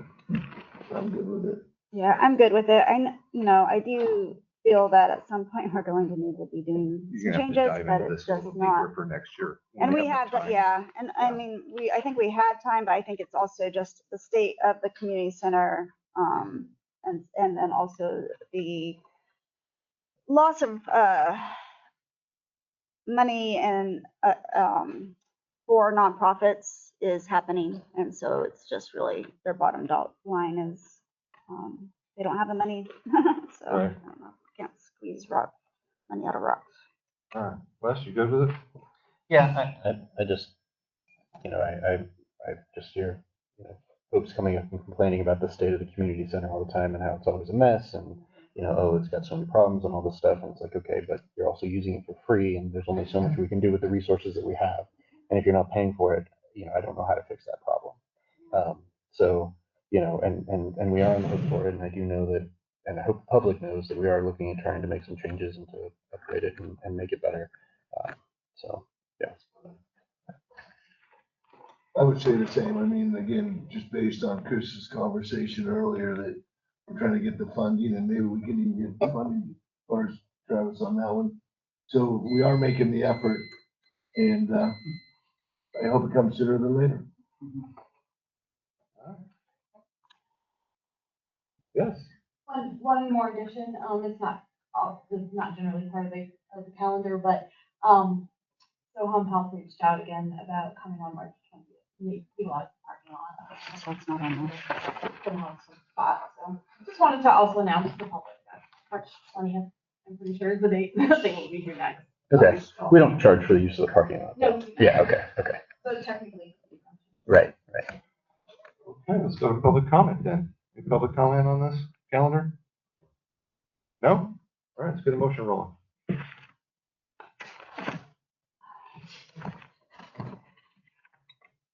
I will make a motion to approve the community clubhouse recreation fee reduction and exemption events for the list for 2026 as determined by the board. I will second the motion. Roll call.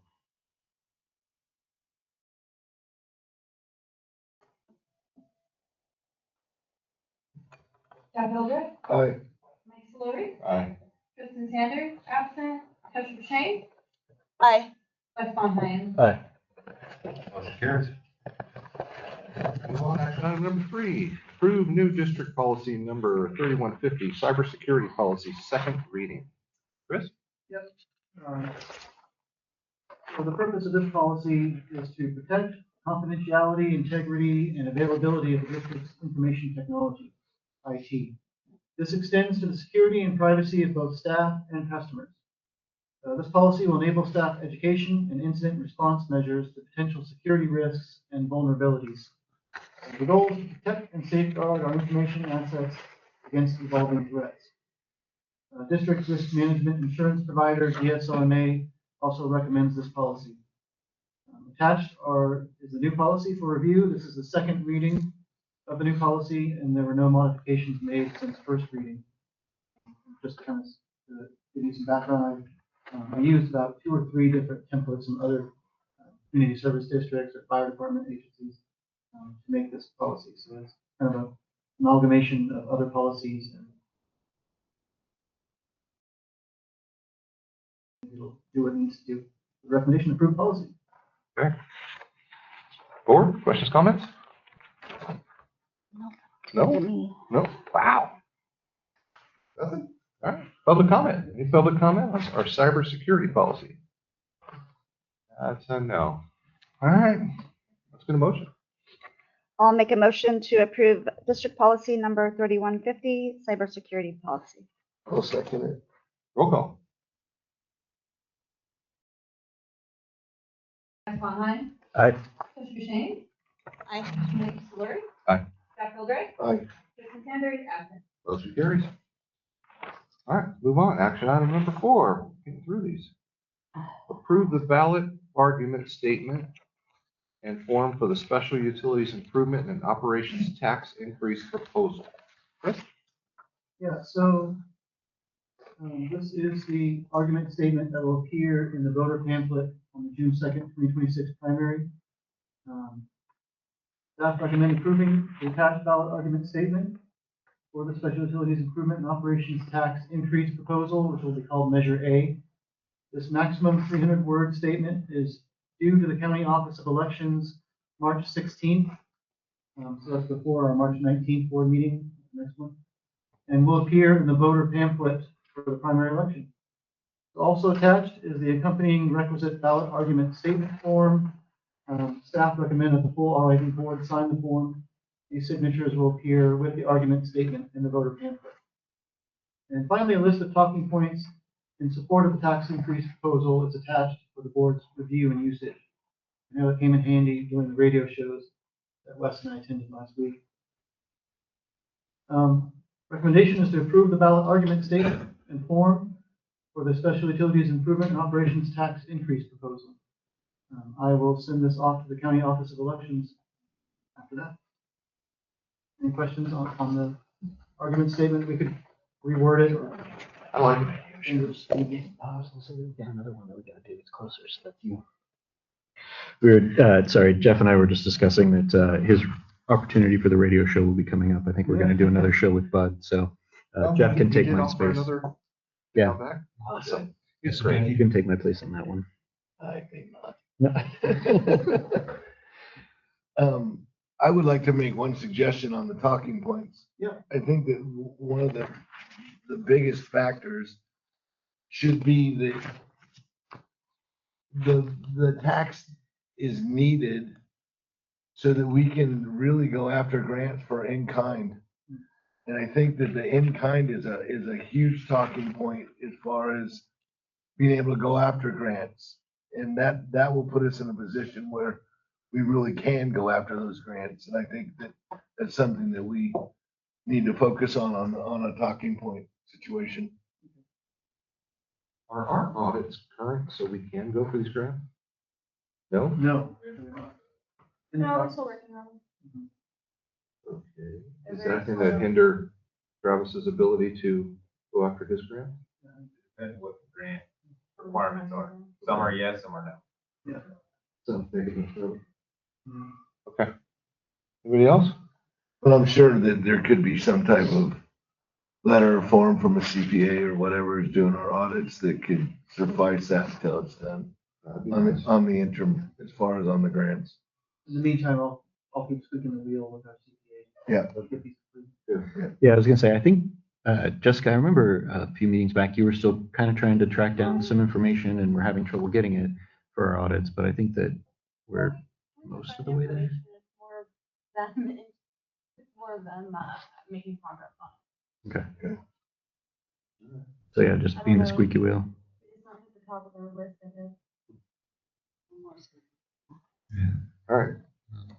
If Mike and Jeff need to show up at their offices. I'd be happy to. Sacramento and Nevada. Is that a trip? Novato. Oh, Nevada. That's an easy one. See you Vegas.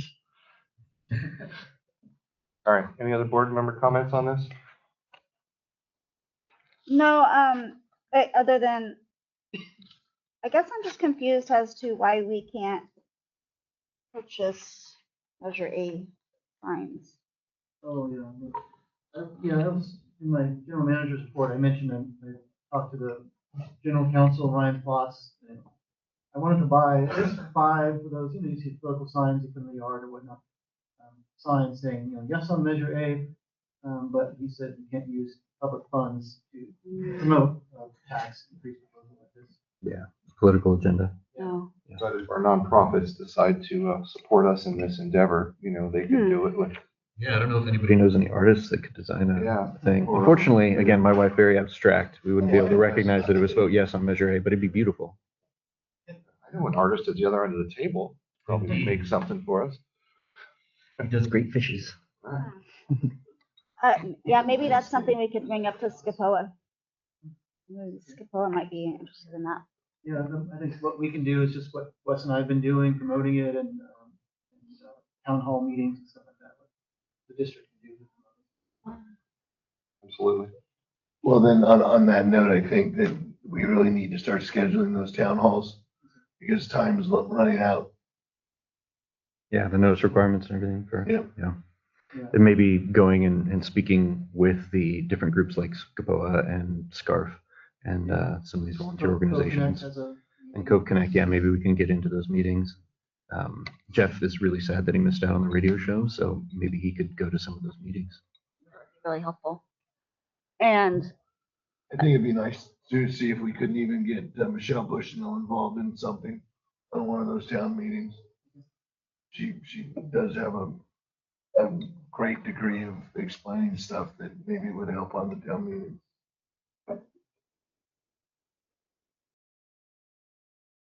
Are we ready for public comment then?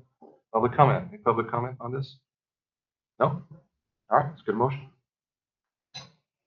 I'm sorry, I did have kind of a silly, more technical question. So we have the ballot argument statement form. Do you want each of us today, maybe before we leave, to sign a single one, and then you can get it to you, and then you can get it from Tristan when she's feeling better? Is that okay? And so did we want to add a bullet point about the grants? The in-kind. I could add that into the talking points. This is not a document that's going to go to the Okay, office. okay. This is just an internal Perfect. document. So yeah, please. So just the argument in favor of, I could add that and then email. okay. Or I print it up and put it in your folder. How close are you to the 300 words? Got space Might to be the what? the 300 word? Do you have space to add This another is sentence or two? 274 words. Okay, so you could add another sentence or two and tighten up some of the prose. I think that would be important to put in there, honestly.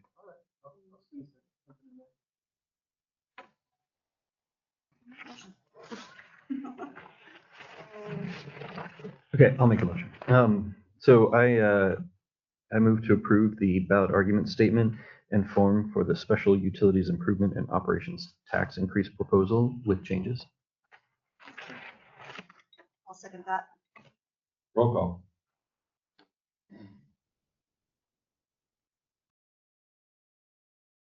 Commissioner Shane? Aye. Kristen Sanders, absent. Wes Bonheim? Aye. Mike Solori? Aye. Jeff Hildreth? Aye. Motion carries. All right, move on. Action item number 5, creation of a budget advisory committee. Oh, wait. Who's going to do that one? Chris? Yeah, I can bring this down. We did this last year as part of our district policy 3030 budget preparation. It says in that policy, directs the general manager to create a budget advisory committee consisting of 2 members of the board of directors.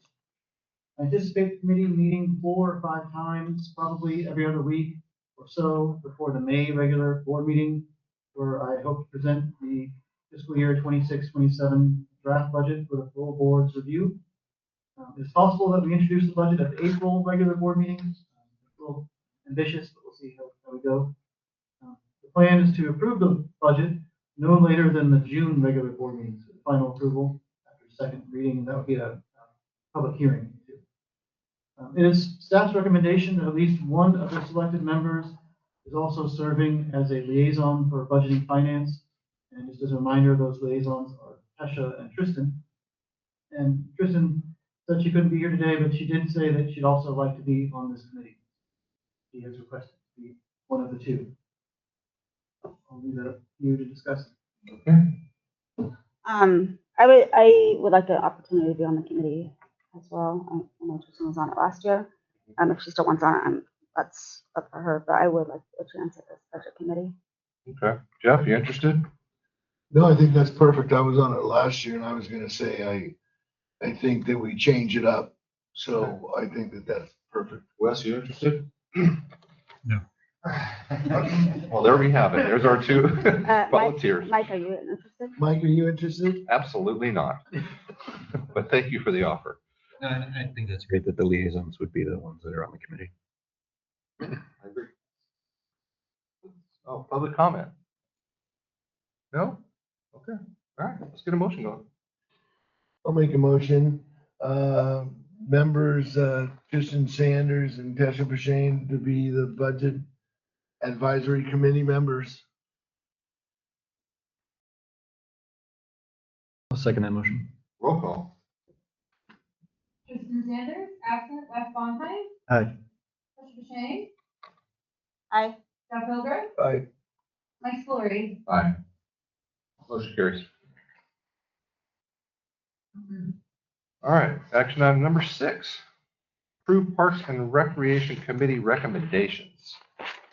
All right, yes, I know this is something Jeff's been looking forward to. Yeah. Me too.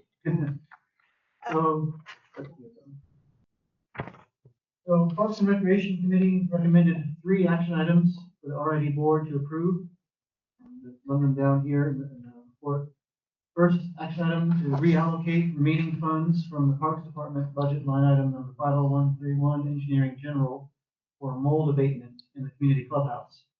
These funds were originally meant for remodeling the building to make it more ADA and OSHA compliant. To date, there is approximately $3,613 left in budget line item in that engineering general in the Parks Department. This amount may have paid for the architect engineer's remodel plans for the building, which were presented to the board at the last meeting. The board decided to hold off on paying for the plans until next fiscal year and pay only for the architect engineer's site visit.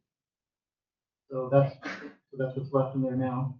The lowest mold abatement quote for the community clubhouse received last year was $6,769. And I did verify with that company that it's still the same cost. Has not gone up. If we reallocated the remaining funds from that budget line item, pay for this mold abatement quote, there will still be a deficit of just over $3,000.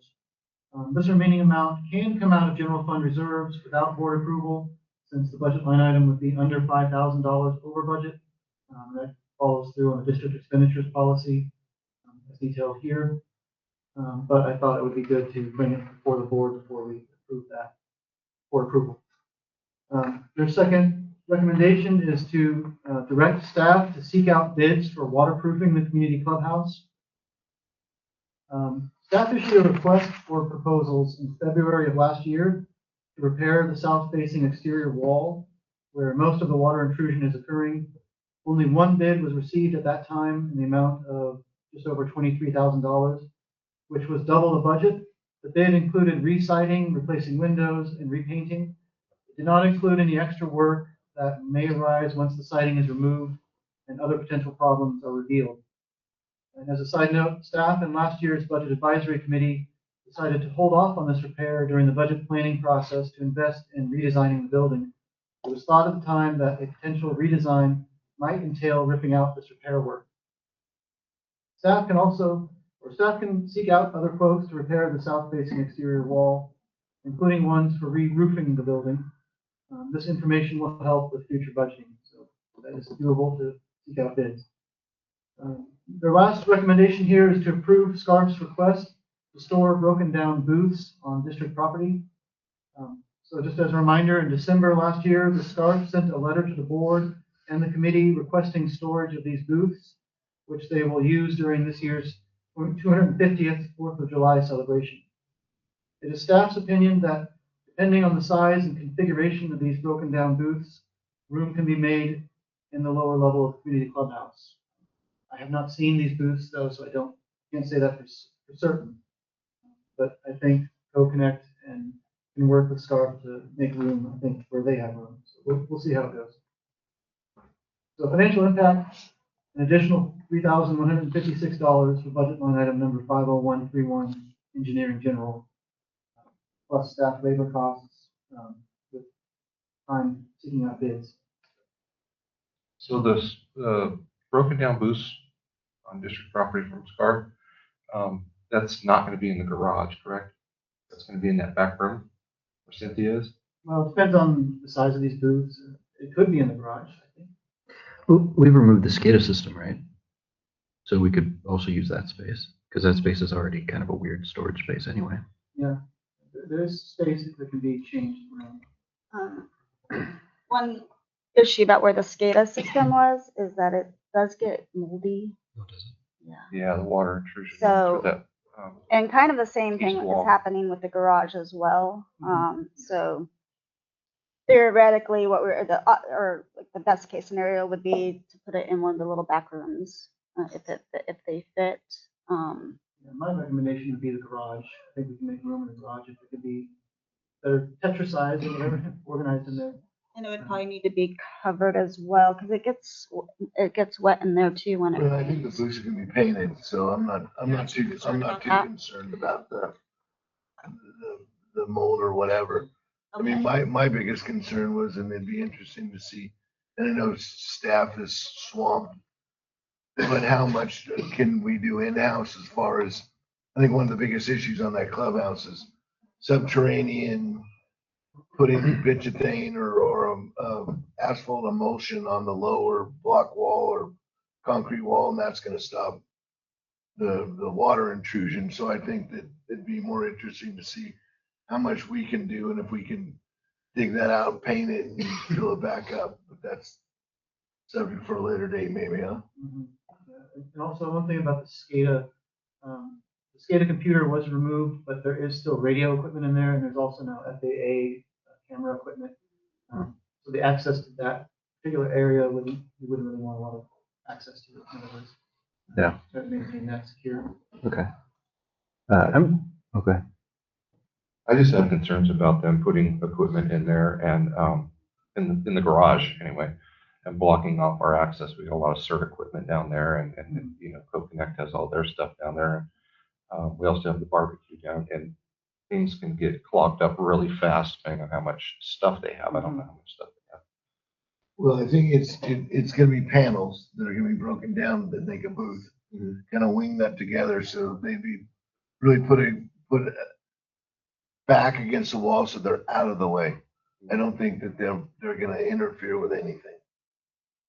And if need be, I mean, I think you could probably even suspend them from the ceiling if you really had to. So, Yeah. I mean, they're not, I think it's a minor issue in my mind. How many are we talking about? I think we're gonna start with 3 booths. So like a fireworks stand kind of setup where they just stack them up and you just kind of wing nut them together. Yep, Okay. exactly.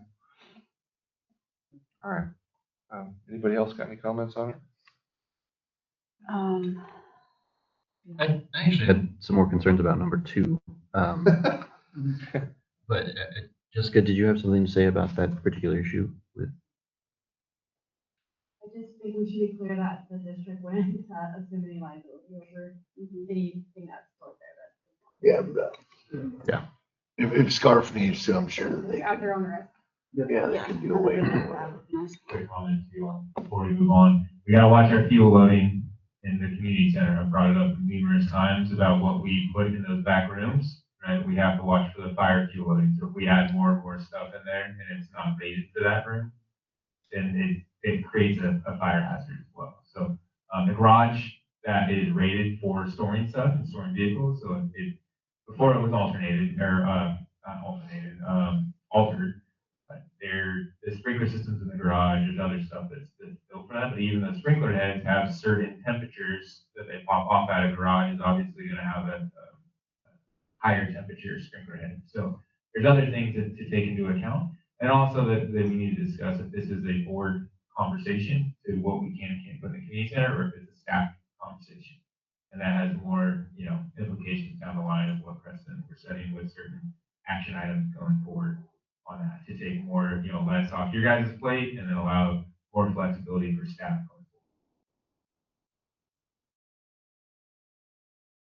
going Thank you, Nick. Yeah, I think was brought to the board because that's what Scarf had requested.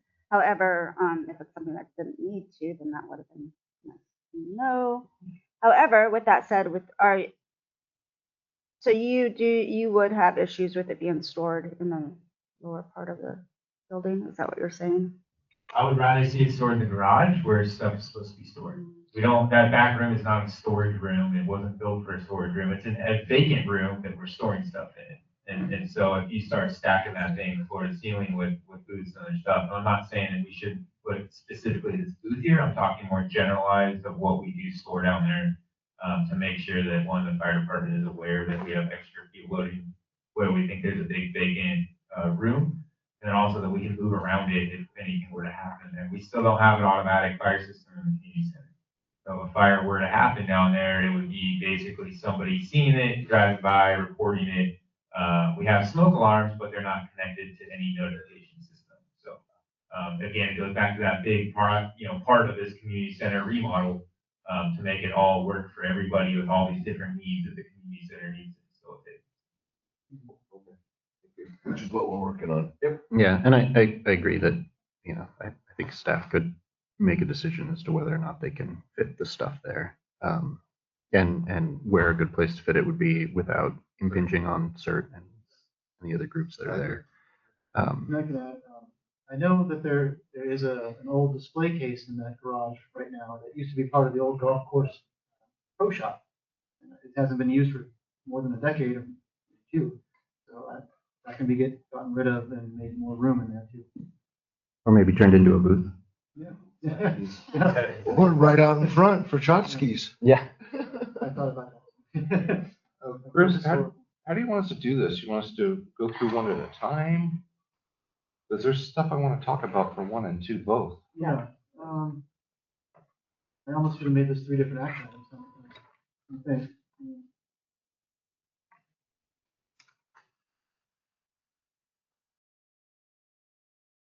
I would just say just make a motion as far as delineating each number and how you want to do it. Because each one will be a separate Yeah. motion. Okay.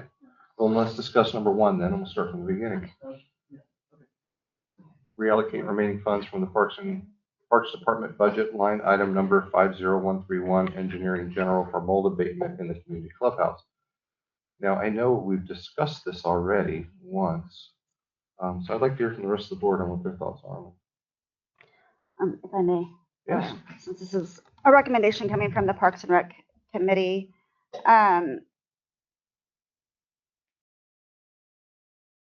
this is just a part of some deferred maintenance, and the mold issue is an issue.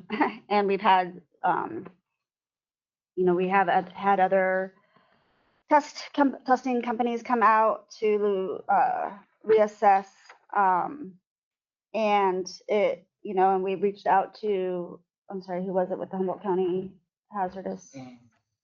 Humboldt County. Direct me to code enforcement. Code enforcement. And in their response, they said to mitigate it. And so the narrative out in the public right now is that we're not doing anything.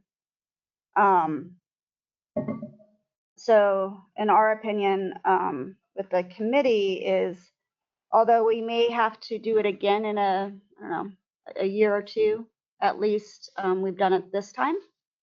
And so, and it would help for now. I think when we were discussing it last summer, we said, well, winter's coming, so it was kind of pointless or something like to that effect. I would hate to see us going in next year again, kind of finding ourselves in this situation and saying, it's just deferring the maintenance again. And so since there is some money left over, we thought that it would be prudent to go ahead and do some mold mitigation and just kind of give us a clean slate, so to speak. Yes, there's still some water damage and water leakage happening, which will be addressed in item number 2. But I think it's worth moving forward on this if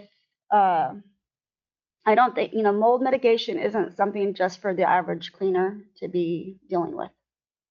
So, we don't have a staff for that. As far as I can tell, local cleaning companies here aren't doing mold mitigations. So that's why we're making that recommendation. Okay. Well, we discussed this before, and my thoughts are still the same. I would not mitigate the mold until after the water intrusion has been repaired.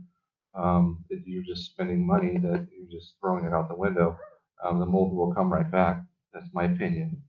But I'd like to hear from the rest of the board on this.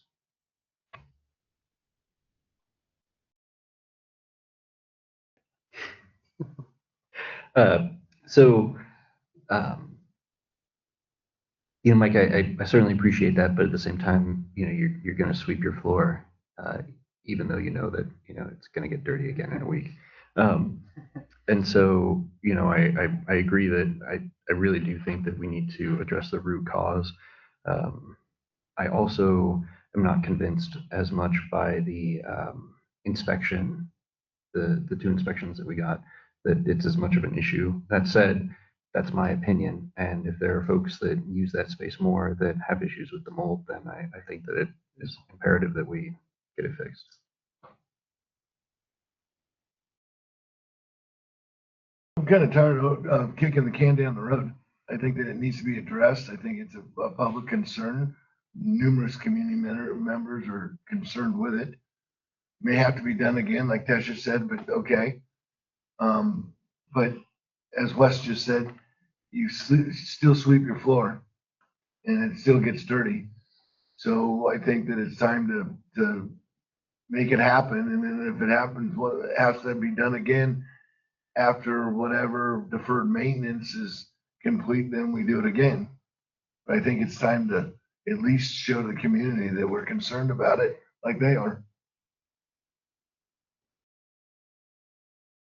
Okay. Any more comments from the board? No? Public comment? Any public comment on this matter? Jack?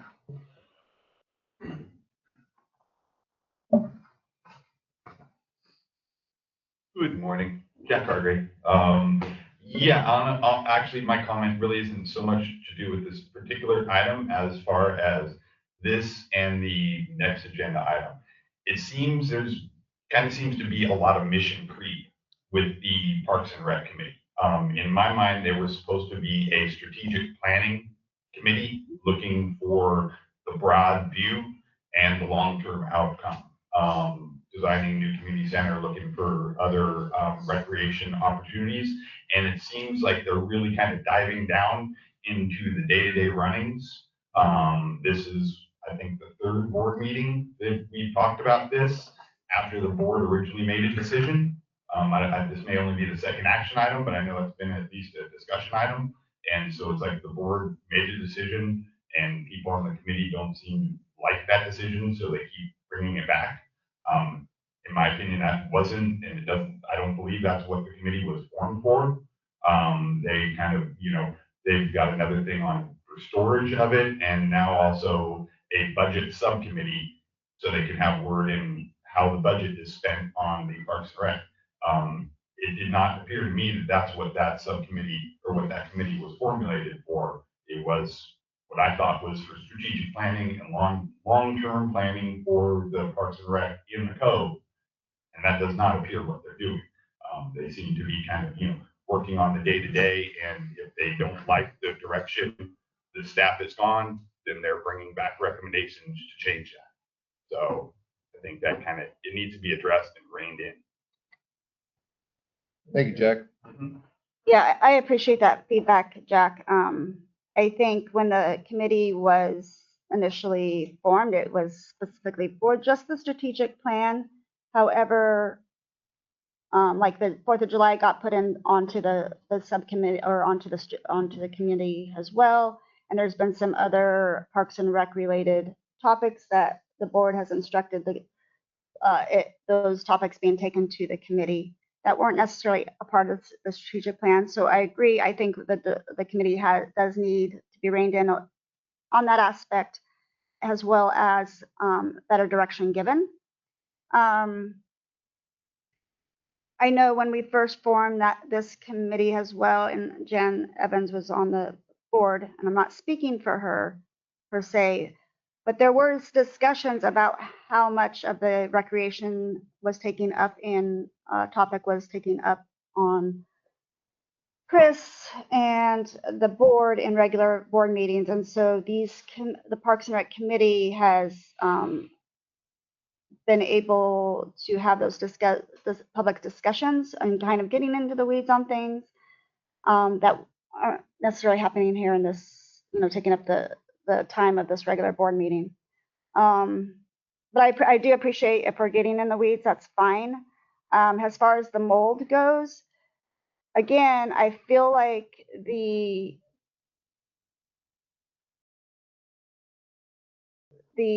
direction and what the board said to do, we kind of left it up in the air. It was like, we're not going to do it right now, but we're going to do other things. And then we didn't end up doing those other things either. So this is just, we're out in the community, and this is the feedback that we're getting. So we're bringing that to the board. I don't know what else. Yeah. Any other public comment? Mr. Reed.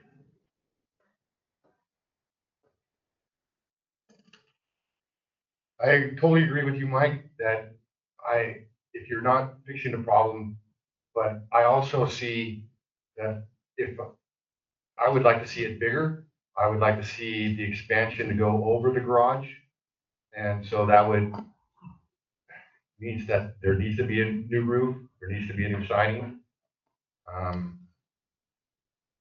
Yeah, it's a tough one. Because this is what we have now. This is our community center. That's all the clubhouse. That's right now. There's no other plans on anything else for our community. So I would like to see it bigger. I know that it seems to get smaller and smaller every year that I'm here. But that mold is the biggest issue, and I don't see my dreams happening until there is another grant. So that's where we're at. I don't think I helped you any, but Thank you for your help, Arlen.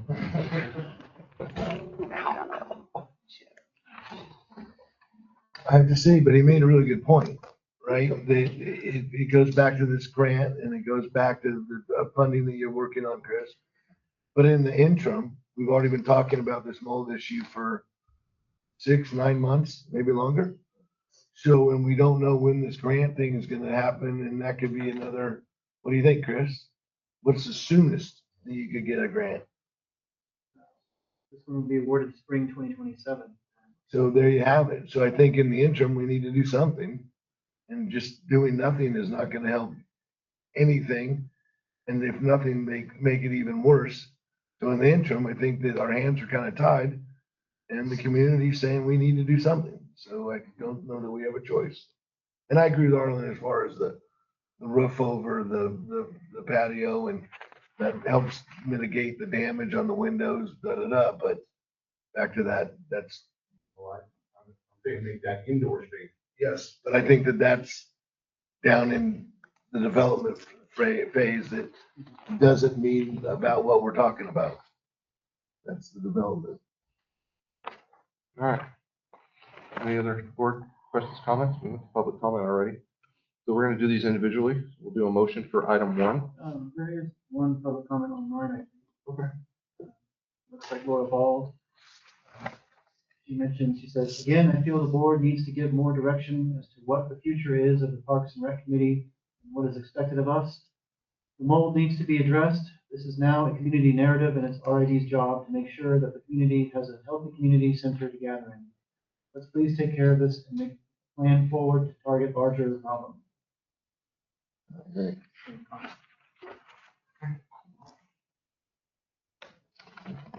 All right, well, let's make a motion. What do you guys want to do?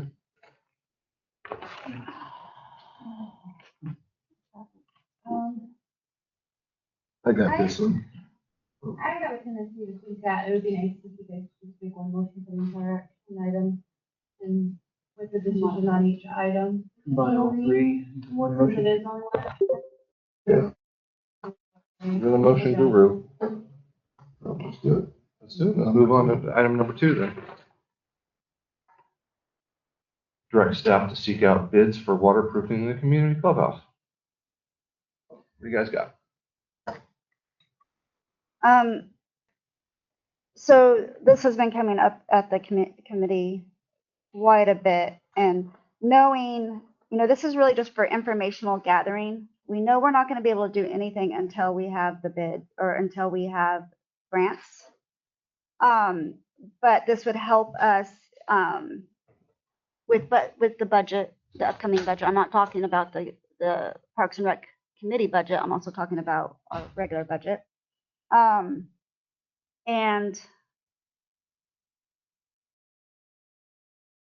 what could also be added to this would be like the roof, how much it would be to expand it, if that's a possibility. But we're just wanting to go out for bids to see what it could potentially cost the district, because it's not just that south wall that's leaking, it is also up in the roof. And there's 2 other locations now in the kitchen and then also in the front entryway. So this isn't just the south wall. And as far as waterproofing, it's also along with the fire hardening. We're just trying to find some numbers here, and it would be helpful. So we have an architect that has come out and actually drew up plans without direction to do so. And so, once we budget, which is our plan coming forward, to budget to get those plans finalized and drawn up for what we want to have moving forward as far as the community center goes, because it sounds like it's more than just a south wall issue. It sounds like it's a much larger issue. And so, it makes sense to me that if we're going to be remodeling 2 of 4 walls and a roof, that's a lot going forward. And if why don't we take care of all of the issues that we have at once through this architecture plan that, we already have, we paid the guy, $2,000 to come out and check stuff out. He wants another 3 in order to give us his plans. That gives us something to work with. That gives us something to take to the potential grant funding in order to make this clubhouse what we want. So, we can sweep the floor for the next year or 2 for $6,000, each year, and budget for that. And then, it sucks that we can't make these changes. But if we're going to be doing all of these issues that you're bringing up, Tisha, then why don't we just do a holistic fix on the whole thing? Do all the fire hardening, do all of the stuff as we go into remodel. So you're saying wait to go for those bids until after we get those plans in order? Yeah, so that it's all consistent, right? if we're gonna be redoing the roof and expanding the roof and redoing 2 of the walls, that's $150,000 that we're spending on something that we're going to be tearing down potentially. Depending on what these architectural plans are and what we want to do moving forward with, remodeling the whole clubhouse, which is what we're talking about when we're talking about getting these bids. I don't know if we're going to be able to. My assumption is that because of the FAA, we're going to have to maintain sort of the outside structure, and the footprint. Thank you, Jeff. The footprint is going to have to stay the same, and so I think we're going to be limited in that and what we can do. And so, maximizing that whole space and getting it what it needs to be, I think, is where we should go. And I would love to see these upgrades, but I'd hate for them to exist for 2 years and then be torn down or adjusted. Okay, so pretty much waiting until we get those plans finalized. And mitigating the mold in the meantime. And I think that really addresses Jack's issue because that's more strategic planning. Yeah. So I think that goes in the narrative of what Jack was saying as far as the strategic planning and a recommendation, but it's really a long-term 27. I'm going to say short-term, long-term. But I think that addresses Jack's issue as well.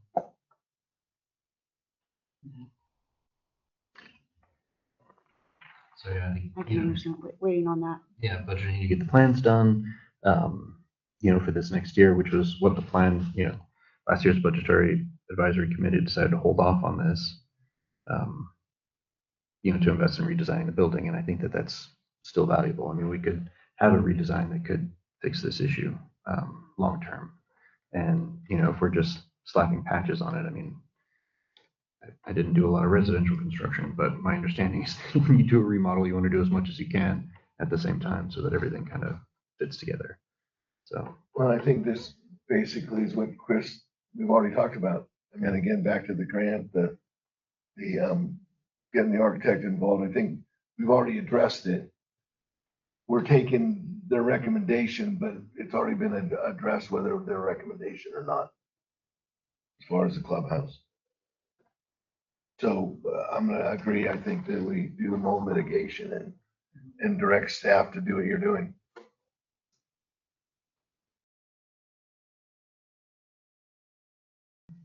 Any other board comments, questions? Public comment. Any public comment on this matter? Mr. Reed.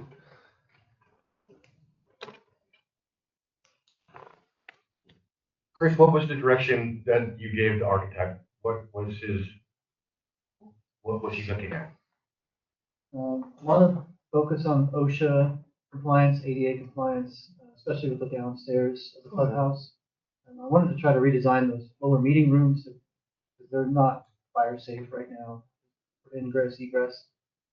And then with some board and community input, we walked around the deck and the upstairs, and people were talking to different ideas. Even Cynthia Eden in the library was saying, "What about this? What about this?"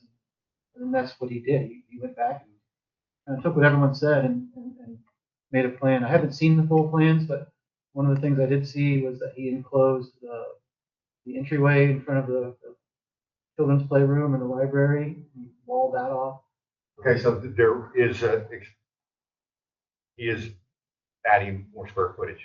Yeah. Indoor, okay? Well, same footprint. Yeah, that's what we have. I mean, Yeah. that's why I see going over the deck and then doing another deck out there. Yes. That's the only place we can't go this way or that way. Right. So we can go closer. And then also addressing Nick's concern as far as the fire. Yeah, as far as I know, he just scanned the current one, right? There was no contract or anything. He did start doing that based off the conversation. There's no plan right now to move forward with designing it. They were scanning the original one to then be able to move forward and e-copy if we wanted to do that. Well, and then again, on the fire side, you remodel X number of square feet, and we're talking the whole thing, then fire sprinklers are mandatory. Yeah, it's gonna be a lot more if we have to do a remodel. No, I mean, That's again, the if you plan. do a full Yeah. remodel, then your fire sprinkler system is mandated It's gonna get by square sprinkled footage. probably anyways. Yes, it needs For it. the kitchen and- yeah. Okay, so just for clarification, I think there was two things that happened. There was the scanning of the original community center, which is great. Now we have that digitized. And then there was a secondary plans that he began working on without a contract, so we're not. But that particular meeting, the discussions did include covering the deck Downstairs. and and to be able to provide more square footage. Yeah, that's something that I totally agree with. And then as soon as those plans are completed, once we, as a board, address the issues as the plans, then we will hold at town halls and public input on those plans in case we're missing something or we need their input, I would assume. Yeah, like in my preliminary look at what he sent, he kind of just sent a few sneak peeks. For instance, I didn't like, there was on the west, the south wall, there used to be another door that was walled off. He actually added that door back in, so I was kind of confused why he would do that. So there would be some give and take and some negotiations on the Right. plans. And also, those are 7-foot high doors too. That's not necessary at all that you're adding another $1,000 per door.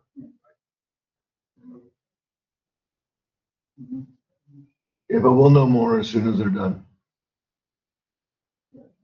Yeah, once we budget for it and get into that, and then that specific grant that you were talking about from ESS, that happens in the summer, when they open up? This one's not from ESS, this one's from the community Resilience Yeah. Center program. Okay, so it's a different group.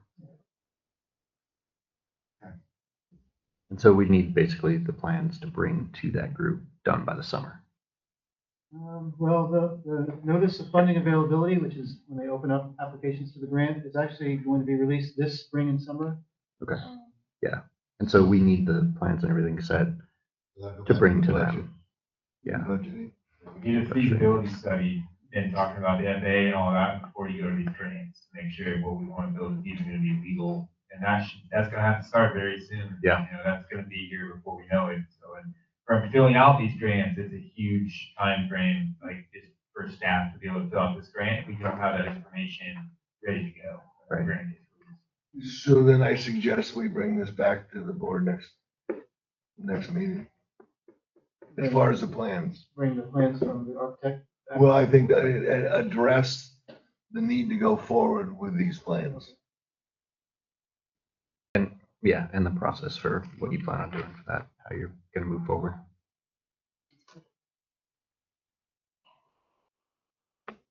Okay, well, let's get a motion going then. I don't know how we're gonna do this. Oh, hold on, looks like Jack's got something to say. Yeah, just a clarification. It's my understanding, I know everybody, I just kept hearing that the FAA and the keeping in the footprint. From my understanding, the only really guideline from the FAA was the roof height. That was the main thing, not so much the footprint of the actual building. It was of the roof height, from what I understand.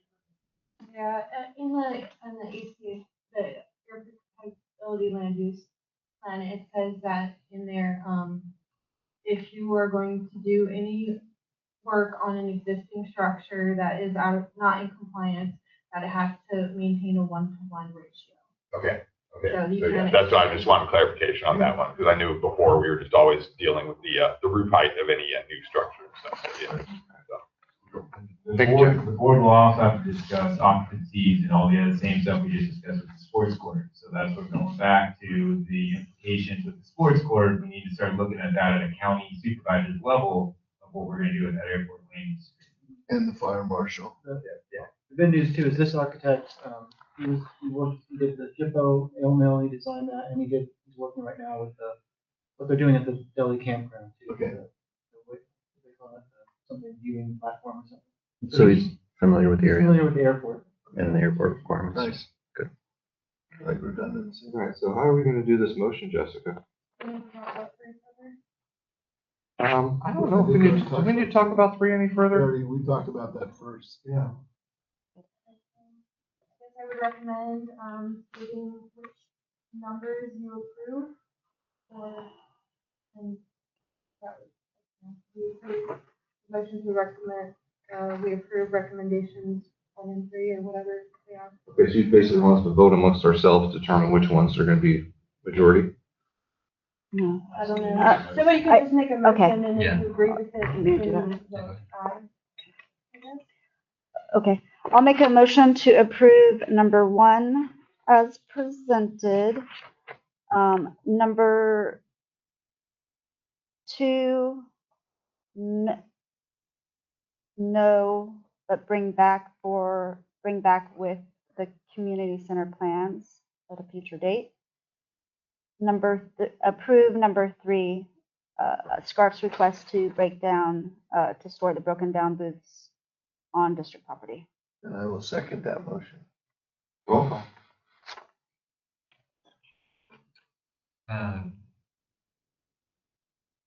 Is that okay? Yeah, I just want to make sure that you guys understand. Maybe I could use a little bit more clarification. on Yeah. Number 2. That number 2, just bring back or bring to the board as a whole the plans when we paid for them, I guess. And approve more mitigation. Why don't we simplify it for staff? Why don't we, so. Can I rescind my motion? Do I need to do that?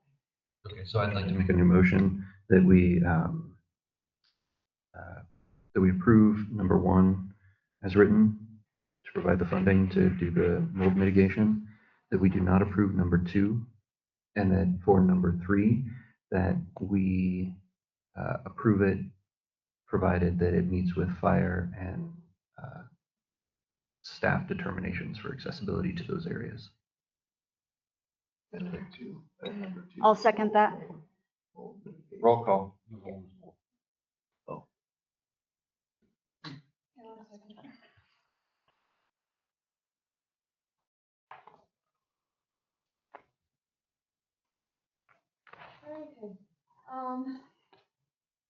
Mike Woolery, No. Jeff Eldred, Aye. Kristen Sanders, absent, Tricia Bashane, Aye. and Wes Bonheim. Aye. Motion carries. I guess, Mike, though, if there was another way, so your disapproval of that was just because number one, because you don't feel like we need to address the mold issue right now? Okay. Correct. Okay. But you're okay with the other two? Yeah. He hasn't changed. Okay. I just wanted to make sure that we were still on the same page. And then in terms of the other issue that we brought up that we were talking about for kind of getting an overall plan for the clubhouse. That's coming back. Yeah, and do you have an understanding of what we're looking for to see next month on that? Because I think we've got some issues in terms of figuring out the budget in order to pay the architect to get the design and then moving forward with that, right?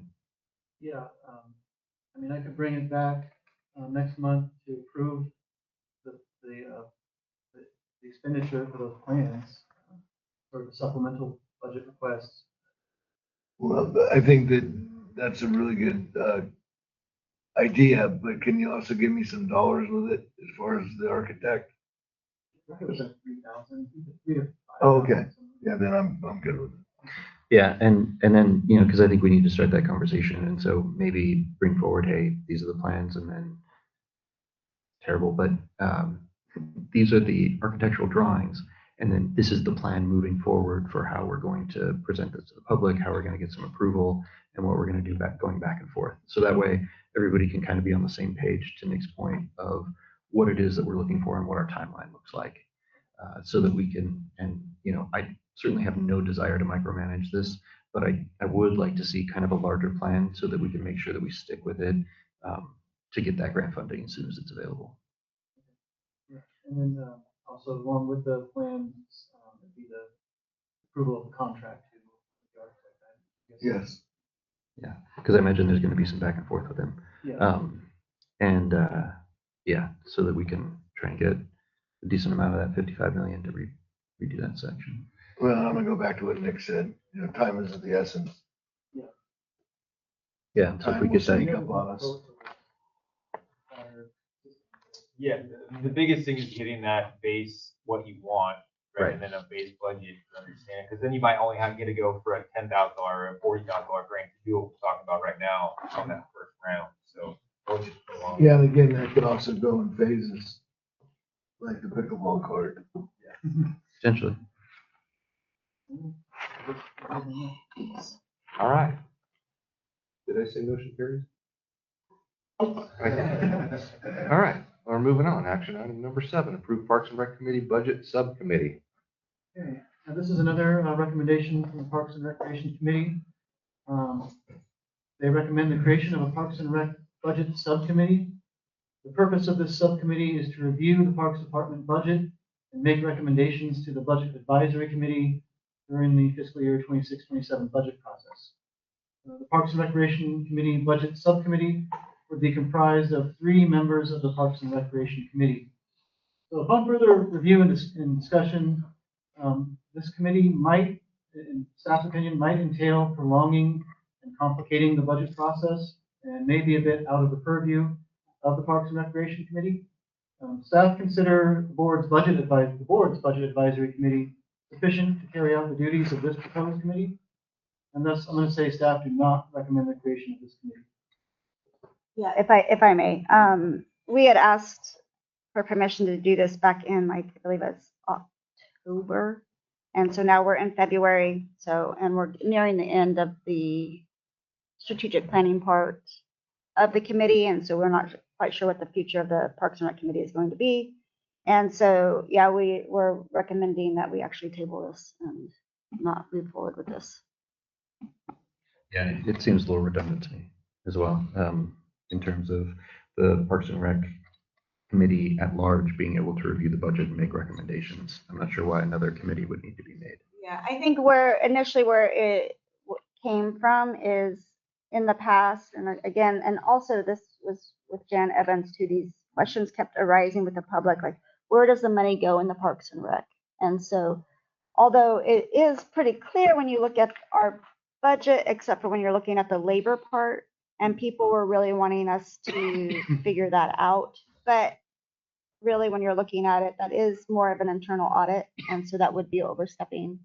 And it was also, we were wanting to be able to, with certain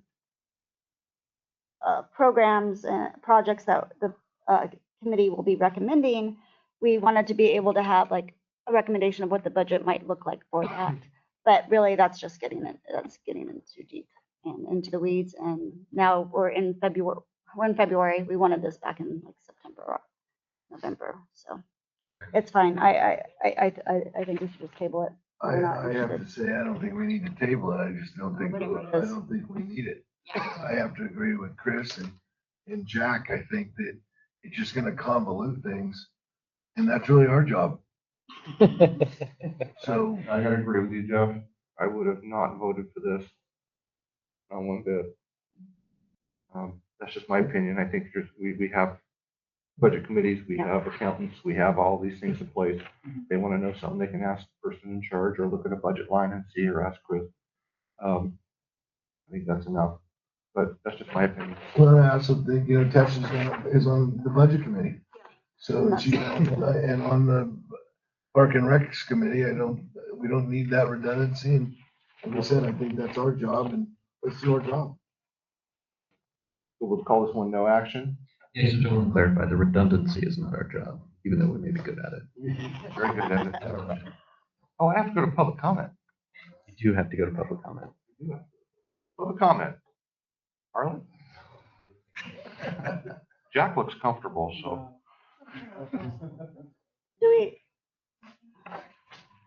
I would love to see where all the Parks and Rec money go.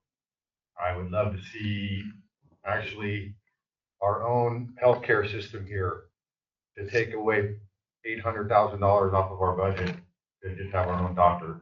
So the budget with Parks and Rec, I know that the labor is incorrect on there. I know that for a fact that they don't spend $50,000 on the golf course and their hourly rate that they do there. So I would like to see it. I'd like to see somebody look into the Parks and Rec. Thank you. All right. Jessica.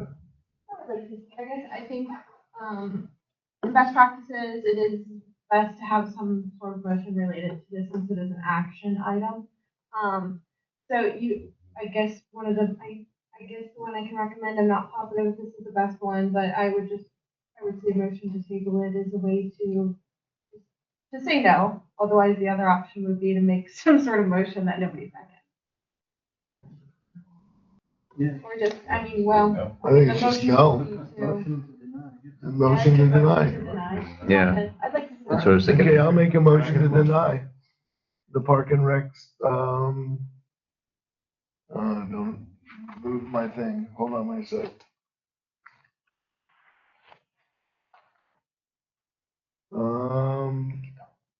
No Park and Recs. Nope, keep going. One more? Well, forward. One more forward, one more action. So, yeah, I make a motion to deny the creation of committee budget subcommittee. I second that motion. Roll call. Thank you. Ms. Sondheim, Aye. Mike Solori, Aye. Josh Holbrook, Kristen Sanders, absent, Jessica Shane. Aye. Motion carries. All right, we're knocking through this stuff. I want to add in one last thing to, on a side tangent related. On our timesheets, every staff member fills out a timesheet. There is delineation about golf course or parks, trails, airport, we could, like we said, internal audit all the timesheets from all staff and figure out exactly what is being spent on what. That is something that's possible to do. It wouldn't be the same every year.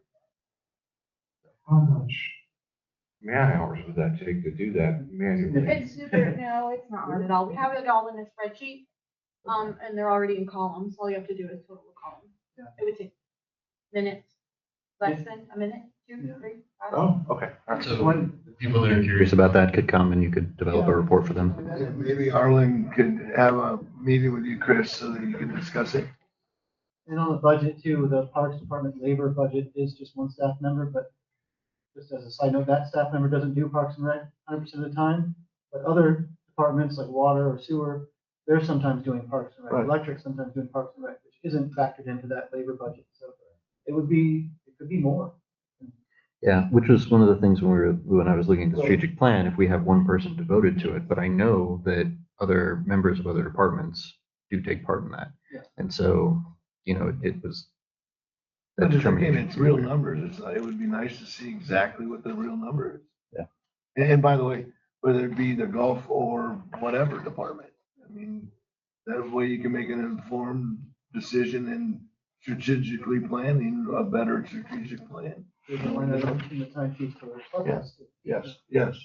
You just have to make sure it's done through the public records request. Exactly. Done appropriately, so not everybody just comes to get a, person. Not that Arlen, hasn't been to all these meetings and knows how to go through that process, but then it could be random people that want to know about, this building and what we put into that, and it adds up to staff time. So you guys could request it as the board, request staff to provide you that as a discussion item or whatever it is in the next meeting.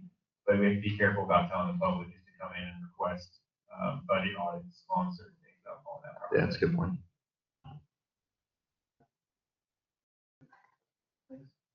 All right, we moving on? Action item number 8. So the Humboldt Fire Rescue Joint Powers Agreement Board Member Election. All right, I'll take this one on. We'll try and get through it here in the next 15 minutes. The next few action items. So as you guys don't know, this has been an ongoing process for about 3 years, and we're kind of in the home stretch of building the Southern Humboldt Fire Rescue Joint Powers Alliance. This is to elect the formal first board that will be sitting on and going through the process of bylaws and policies. The cool thing is we were awarded Redwood Rise funding almost a year ago, and that is providing funds to get all the admin stuff head start. So the divisions are being developed, the bylaws are being developed, the policies are already being developed kind of ahead of time, and now we want to get this board elected so that they can start approving some of these policies and bylaws, and having these meetings and setting up all the ground level foundations that we need to make this a successful venture.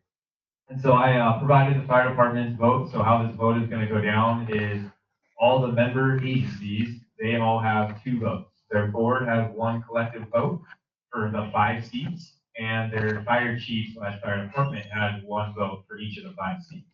And the cool thing is our administration team, Tanner Speed, that you guys know he's working on with the USDA grant with me, he's spearheading this. So he's already developed a really cool spreadsheet system and an online ballot that will automatically tally all of them and produce it almost instantly on who and who's going to be elected to each seat. It breaks down everything so we can't have any ties. It's a really cool system. So I'm going to be giving you guys the iPads. You guys will have a rank 1 through 16. You guys can select your guys' top 5 picks, and then each one of the picks below that, you just have to have a name in whatever order you guys want. So the names are there in your packets.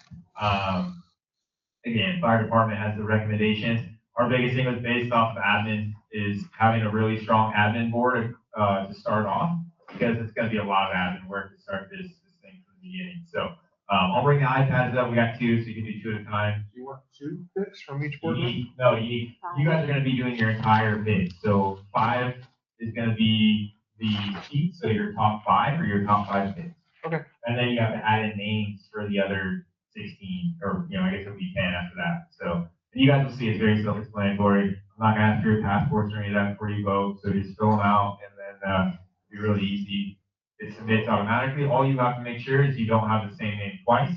and I'll look them over once you guys are done, and then you put your name at the bottom of it as a signature, basically. E-signature is what your supervisor name is, so, or your first and last name, and they submit it. Tanner says he's ready to look for the ballots as they come in. They'll give us the final tally, basically live time. So, any questions on that? I do. I threw a lot at you. Well, you gave us these, a recommendation sheet. Yeah. And me personally, knowing how much I respect you and, what you've gone through and not knowing the other individuals, I'm obviously gonna take your recommendations at heart. So unless an individual board member has somebody that they know that would be better than what you're selecting, why can't we make a motion for what's been recommended to us and you move on with it? So so that would end up with ties. So we need to make sure we do individual ballots, so it ranks 1 through 16, just in case, because you remember, we're taking a tally of all 16 agencies, right? So it's not just the Ridge one vote, it's all of your individual votes will go towards that tiebreaker on the actual ballot. So it's a much larger ballot. So each one of you have to fill out, you can fill out still the same, the board can do all the same ballot, but each one of your votes counts to that count, if that makes sense. Yeah, no, I figured that it would be individual Yeah, board that would've been members. a lot, believe it or not, all the boards don't get along the same as you guys, so if the boards decide like to get to one actual board vote, would be tricky, so that's why the team decided to do this one in this way, so each board member can do whoever they want to vote for, and then you don't have to talk about it and tell anybody it can't be an anonymous vote. I gave you the fire department's one to say, you know, to help with what we decided to, and it's what the fire department is gonna vote for. You guys again can vote for whoever you want. Yeah, like I said, not knowing the individuals, It'll be fairly easy. We're gonna do that now, right now? You guys fill it out, and the only thing is that, you can't have the same name twice. Well, I get to go first, lovely. I just want to add a comment here, like I. Do it on that. Yes, if you have the link, you can do it on there. Oh, I should have that So this is an iPad, it's kind of like a phone, but bigger now. Okay, so preference number one. And then whatever the names are, they're on there. Yeah, I like that one. I just want to add a comment too, that I wish our RID board got this much interest when we have an election. We are a lot. We are having an election for, 2 RID board member seats, so please encourage your neighbors and friends to run for these seats. I'd like to see some people elected into some of these positions. It'd be wonderful. We have a bigger footprint. Can you, so I've been getting these emails of folks approving and stuff. Where's the link on this? Like, would you have sent us the link? Go look up Tanner Skis. It came from him. Or maybe it was admin. It might have been Southern Humboldt, so try SHFR. See if that pops up. So I gotta go all through all these? Yeah. So after I do my 5. Do your 5, and then the other ones you can fill them in if you have a specific rank. If you had somebody that was close, or if you just wanted to fill out the rest of them. In your packet, you have the entire name, so you can cross them off as you go. Not knowing them, what do I? So I actually need to connect to the internet with this too. That's part of the problem. Yeah, I don't know if I have the vid. Actually, I think I can share it with you. Else. That was my concern. I don't know them. And I don't want to vote against them or for them. I don't know them. Yeah, I don't know. So it's like the real election for the. So I can do 5 and that's it? I don't have to do the rest of them? No, you do. What? Yeah, you have to put it in. So it's a tiebreaker thing. They want to get the votes ranked out. I just go with what name sounds great. The bio, that was in the packet. There's the RIT. Political status? Yeah, we didn't want to put that one in there. That one. I read them all, and they all sounded like they're more than qualified. Because it changed. Will it tell me if I double? I'll look it over and make sure. Like I said, the easiest way is to go through the names in the bio and just cross them off. Damn it.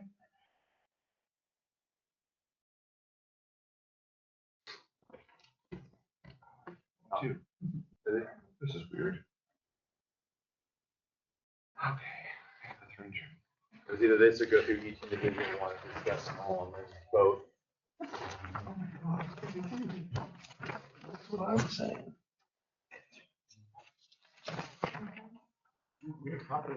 He's running out of his 15 The minutes. biggest thing is there's every community in Humboldt have the opportunity to put something in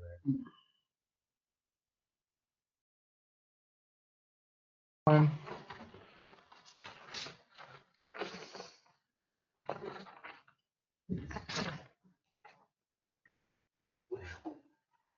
We got it recorded. Yeah.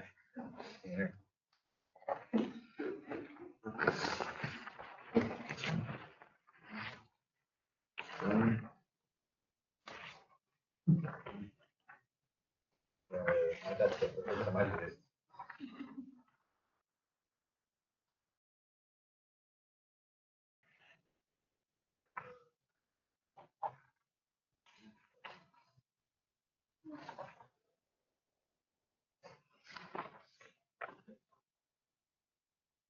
Were you able to get in, Wes? Yep, I got it, thank you. Oh, shit. Nick, You're on the air, Mike. shoot. Open mic. Open mic, Mike. Yes, I am.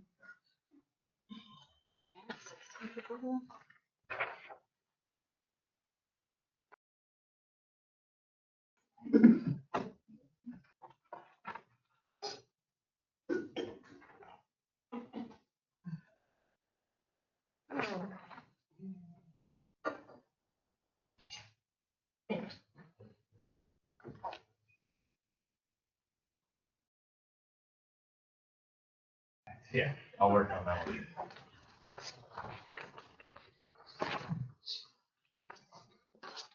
That one.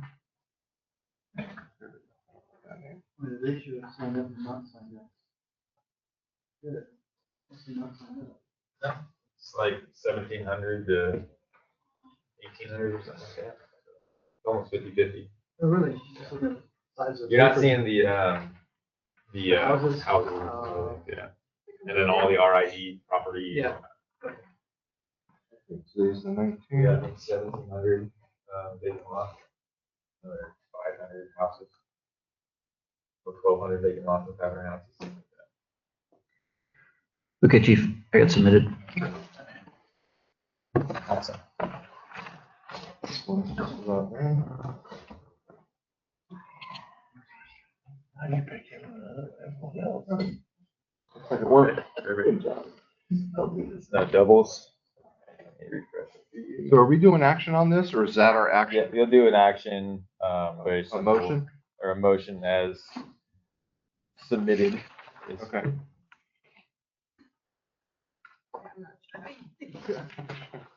You gotta throw me some curveballs. Yeah, today. yeah, we'll get to. Yeah, It's I'm gotta got do- curveballs. Yeah, that's basically the, make a motion to Maybe you should have made the submit our motion before balance. you voted. Yeah. 19.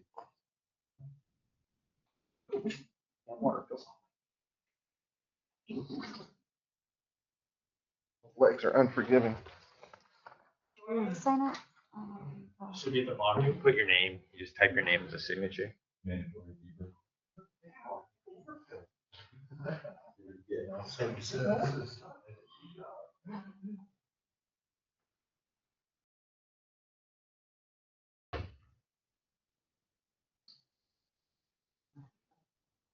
Okay, I think I did it. I don't think I did. Hopefully I didn't do any duplicates. Yeah, let it, tell them to tell us. There's one, it's easy because it's just change the name out, but But I think I mean, there's only so many candidates. There's only so many candidates, so I mean, you end up using them all. Good luck, everybody. as long as I had to keep track. I had a couple when I originally did it. For the original, there's five, the ones you gave us are 5. Yes, those are the ones for the actual board seats. No. And that's where you have to go back and look at the bios and cross them off. Oh, no. No.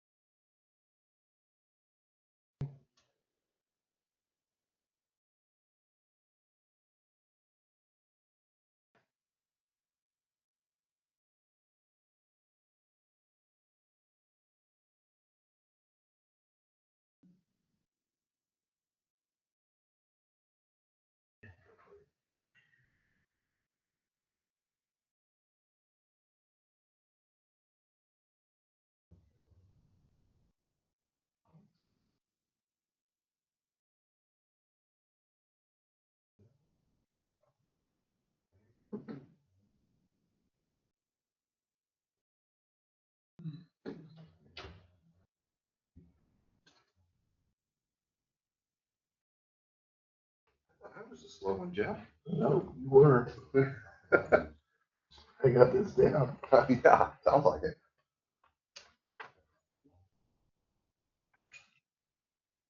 Workers' comp for my knee.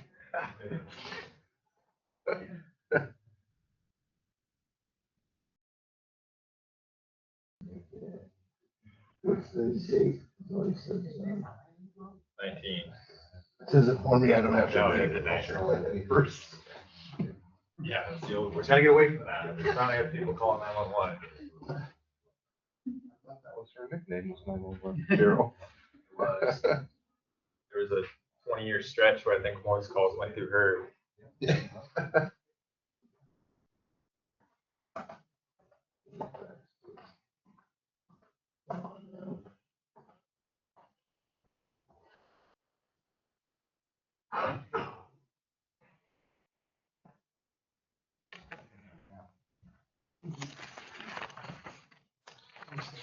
Oh, you want to check it before you submit? You feel good with it? I double check yes. I misspelled his own name. I did. Master. Make it the master. Wait to see if they, it looks like they're taking I it guess through we right should now. she'll do that as the master. We might actually try to have a Confirmation, I'll make it through, we'll give you a Just motion. go down the list. No mistakes. And just to clarify, I know I put it in the action item information, but this doesn't change the autonomy of the fire department. The Southern Humboldt Fire Rescue is a totally separate entity now. We're just forming a separate entity that can take on the same kind of things that the fire department would do regionally. Anything, let's say they wanted to do, charge us for services, right? There would have to be an agreement or a contract, just like anything else, to do that.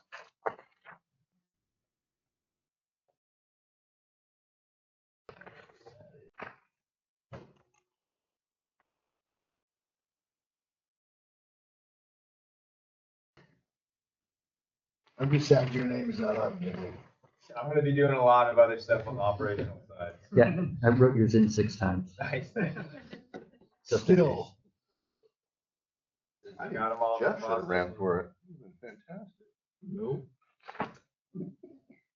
I've had some conversations with board members. I do think at this point, Shelter Cove Fires is further along with a lot of our admin and our organization than a lot of smaller departments. So I think having that smaller department board representation, I think for us, Anna's a really good one. She's really active in our search team. She's in both Whitehorn and Shelter Cove now.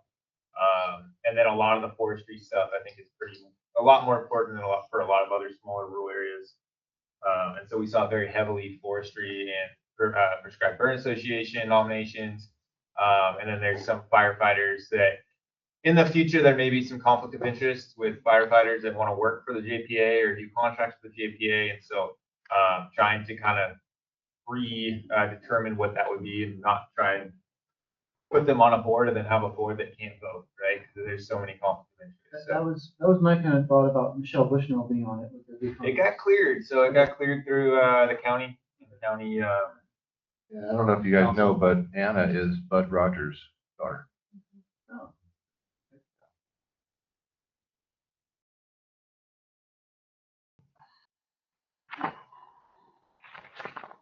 I was telling a story about Bud at a certain meeting. Anybody know him? She said, "Oh, my dad." Oh. Okay, so this is an action item. We've already taken the action by voting. You'll do a verbal one, just say, as the motion would be submit the ballots through the process and wait for Tanner to say what the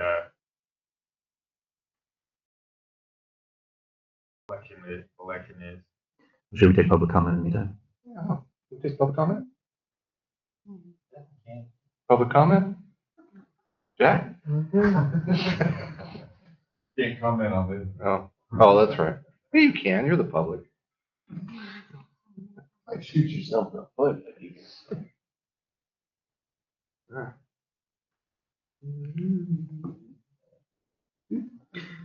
Jessica, The map of the county. pass this around to get a signature on it from everybody. Yeah, well, what holes in it?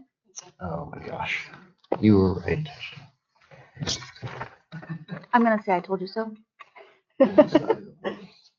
Now I can do my handwriting.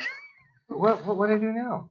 Sign it again. Mike, you should go back and listen to Bud Rogers. Oh, I will, for sure. He said some really nice things about you. He did? I was Yeah. having problems finding it on the archive, but maybe maybe they just didn't have it up right away. Yeah. Danny's gonna let me know the top 5, and you guys will approve the top 5 board seats. And that'll be the RID board's collective. Okay. So while we're writing, I can tell you Bud Rogers' story if anyone would like to hear it. Should we do that, or should we go on to the next action item and come back? Not that I'm sure there's a ton of great Bud Rogers stories. It's a wonderful one, Well, yeah. I think the question would be if everyone voted. On that one. I was worried about you. You do need to date it. Oh. How do you do it with Kristen not here? We'll get it. She's still gonna vote, but how do we? We're gonna get a vote if she's absent during the voting Okay. process. Gotcha. So It would be just like a motion on the community center. Right, anything else. gotcha. So if everyone followed Nick's thing, we could actually make the motion. It's in my desk, I couldn't You're tell you. fine. It wasn't me. Same with the Whole desk. pawn shop. It's Wes being too assertive here. Why are all these RID pens and pencils being sold at? I don't know, but apparently they're. I don't know. You can have the pen back. Okay, we're almost there.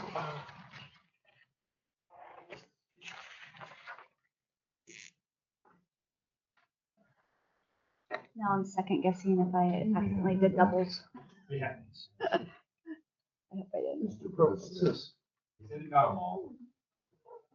Well, if everyone followed your recommendations, I think we could probably Right. just go on with I this. know, I don't want to ask. It was one of those things where not every board has the same rules. We have some nonprofit boards, we have some county dependent boards. No, I'm talking about our motion. Yeah, I know, but I don't even want to ask.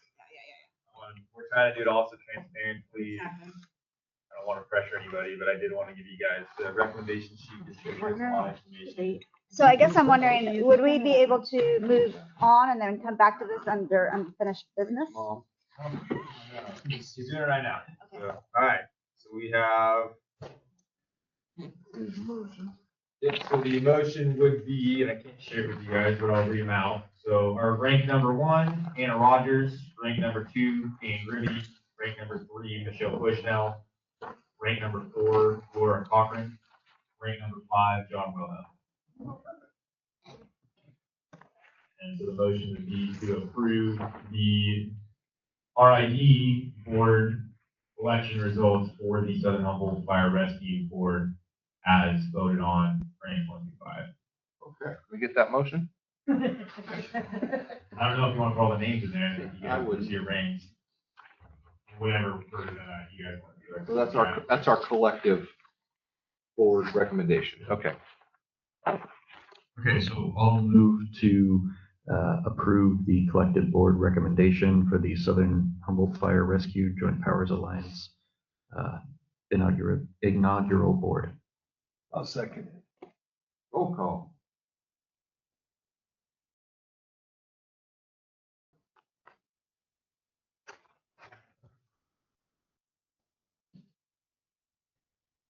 Mr. Shane?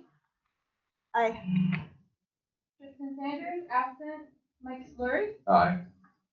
Wes Bonheim? Aye. Jeff Hilbert? Aye. Motion carries.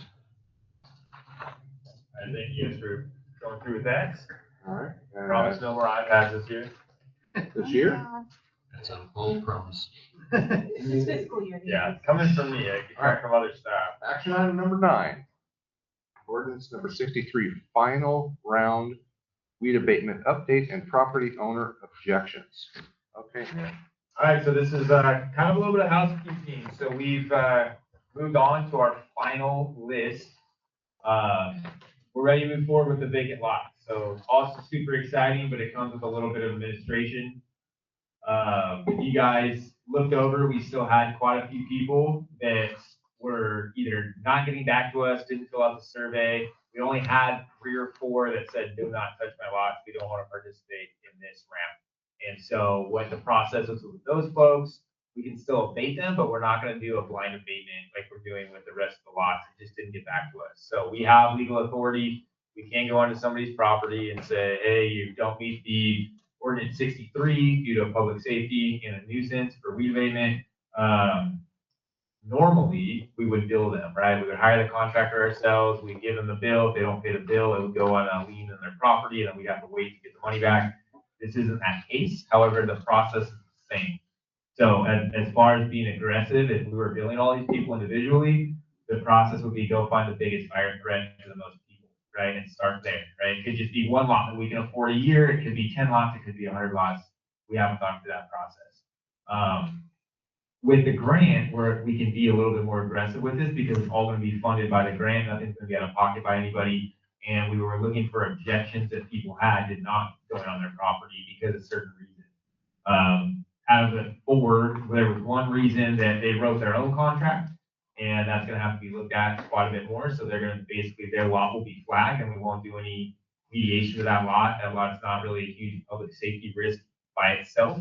However, that one person did not want us very clearly on their lot without meeting their contract stipulations. So we're going to look at those type of lots individually because there's only 4 of them. The other 3 they didn't like our terminology in our contract, which the biggest one was the release of liability on the district. A lot of people didn't want to sign that. They didn't feel comfortable signing that. But again, a lot of people was 3 out of 3,000. So we're doing pretty well with the way we got the word out. A lot of them were returned letters. So either the address isn't accurate, people have passed away. We had a couple people from Great Britain. We had people from Germany, we had people from China. And as these letters are coming back, we got a lot of them returned in the mail. So there's no other way. In the fire district code, it does say that, hey, if you reached out and it is on their tax assessed address, that's all you can do. And it says you have to make that attempt. So we did do the grant, send out letters to every single property owner, telling them, hey, sign up and do it voluntarily, or we have to go through the abatement process. And going through that process for 2 rounds led us to this list of only those 4 people that decided they didn't want to participate at all. Currently, we're just over half of the people that either didn't get back to us, didn't care, didn't fill out the form, and those people we have to go through a formal abatement process just to dot our I's and cross our T's on that. So, and any questions you guys have, I'll feel happy to answer them to the best of my ability. Yeah, so down the road, after the abatement process is done, and then all of a sudden, they have to take responsibility for it after the fact. What do you do about those ones that didn't get back to you on this abatement round? That's a funding opportunity we're going to have to look at. We can put it as a lien on the property. That's always an option, but can we afford that on that scale? Right now, we would go bankrupt if we try to hire contractors. As it is, this is going to be a $3 million grant just to clear this first round. With that being said, after this, we're going to have about 4 years of being much cheaper to maintain properties. Once the heavy overgrowth is removed, and again, we're doing a fairly light treatment plan. We're not going in clear cutting anything. We're still having to leave certain patches of brush. Ordinance 63 is actually fairly aggressive as far as the safety standards that it's asking for, but that's because most of our lots are residentially zoned. We're not doing timberland. We're not doing big greenbelt plots. These are zoned residentially, and they're very small lots, so that in relation to houses is very close. So you might have a 20-foot buffer between a vacant lot and then a house. If you're lucky, some people have even less. So I'm going to really push hard on enforcement in the next 4 years after this. So this goes through 2027. And at the end of 2027, going into 2028 is when we'll have to be completed. And we have 28 to do our final report and our closeout on it. And so my dream vision would be us finding another grant that would allow us to do the enforcement and the abatement.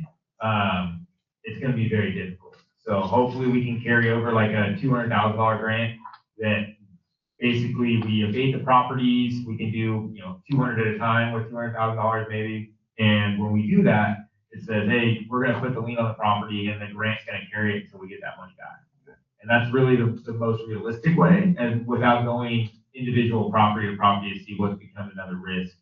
and to do that on a smaller scale. And hopefully the community steps up now that it's not so daunting. Because I've cleared lots out here since I was 15. I know how daunting it is to come up to a virgin lot and hey, I got to clear this whole thing. And so with us clearing, 3,000 lots, or treating 3,000 lots, it is going to be more manageable. And I think people will be able to, it'll be a little bit more, physically manageable for people to go hire a contractor to maintain a lot instead of completely clear. So, but there'll be people that don't, or again, they're totally absentee property owners. I have a question too, just on the logistics, like how it's very difficult to know where the edge of the lot is, for instance, in a lot of cases. How do they delineate, how do they figure out which lot they're looking at? So we have Onyx and we have other ArcGIS platforms that you can just click on it and you can go stand at it and it'll show you where you're standing. So for example, I had a guy that came and said, do not touch my lot. I don't want anything to do with it. And I drove up there, took pictures of his lot, emailed him back, and said, hey, this is your lot. This is what it would cost if we abate you. Sent us a letter back and said, oh, I rescind that. Please clear our lot at no charge, So there was just a lot of misunderstanding on what people thought this process was. And we're going to do the RFP is going to be blocks. So it's going to be like a 100-acre block per contractor. And they'll have they'll have the whole zoo will be one contractor, for example. And he'll do that whole thing. And then that way he can go bid on all those lots. The next one over for maybe Oak to the general store might be a contract. And we already have that through our grant team built out. So as soon as we get this final list of abatement posted, we'll be good to go with filing the RFP and start that work. So are you gonna do the ones that are approved first, block by block, whatever? It'll be the entire. So, but you're gonna do even the ones that haven't approved for it? There's only 4, so those 4 will be flagged. No, I'm looking at this list that they haven't signed up for. They're getting abated through this. This is what we're voting on right now. Is they're going to the abatement list through our abatement process. Okay. So the voluntary list is just so people can sign up for a voluntarily. The end result and it's going to be the same cost. Yeah. So kind of piggybacking on Chris's question, there's a vacant lot next to me that really needs to be abated. They didn't sign up for it. They definitely didn't sign up for it. My property line, when they came out to abate my property, they didn't go all the way to the property line. They said they were concerned they weren't going to get paid if they went over. Yeah. So if there's going to be some space there, how is that going to be handled? How's that going to be taken care of? The good thing now is we're doing everything. The houses were a lot more difficult to say how far they in, so it'll be treated from your treatment line all the way through. Okay, so they can't just stop and say. So even if it's like, okay, so there's not going to be this, because there's like this little triangle, and I'm like, okay, like, what are we doing there? And I can't imagine I'm the only one that's had that issue. Yeah, it will be. This is going for total treatment. Minus the greenbelt. The greenbelt is going to get treated, but that'll be a different contract. It's public land. We have to do a little bit more of the CEQA exemption and actually have to do CEQA on some of it too, depending on how, if we can get the exemptions, just because of the way that land is done, might be a little bit more difficult. But we have money set aside for that too. Okay. And then some of these, they don't have an address on them associated with the APN. Is that a planning issue? Is that a data issue? They might be merged. And it's the same, Okay. address. So I can clarify that with Tanner and get back to you. Yeah, I just wanted to make sure that it wasn't, that these are actual, the APNs do match up with property. That and they could be RID plans as well. That's little tiny lots we have, but we should have pulled all the RID lands together. Okay. I have one other question too. I'm imagining it's going to be a lot of wood chipping, right? A lot of wood chips. I know sometimes people in the community want wood chips. Do you have a designated wood chip pile area, or I don't know? No, we're working on that with just green or RID stuff. We're actually against landscaping with wood chips just for the fire hazard. And then we're just distributing them at less than a 2-inch depth. So that's the prescription. So it's not going to stack up and cause issues. Hopefully at a 2-inch depth it will rot away quicker and won't make a fire hazard if we are on fires. And just a quick question on the environmental side.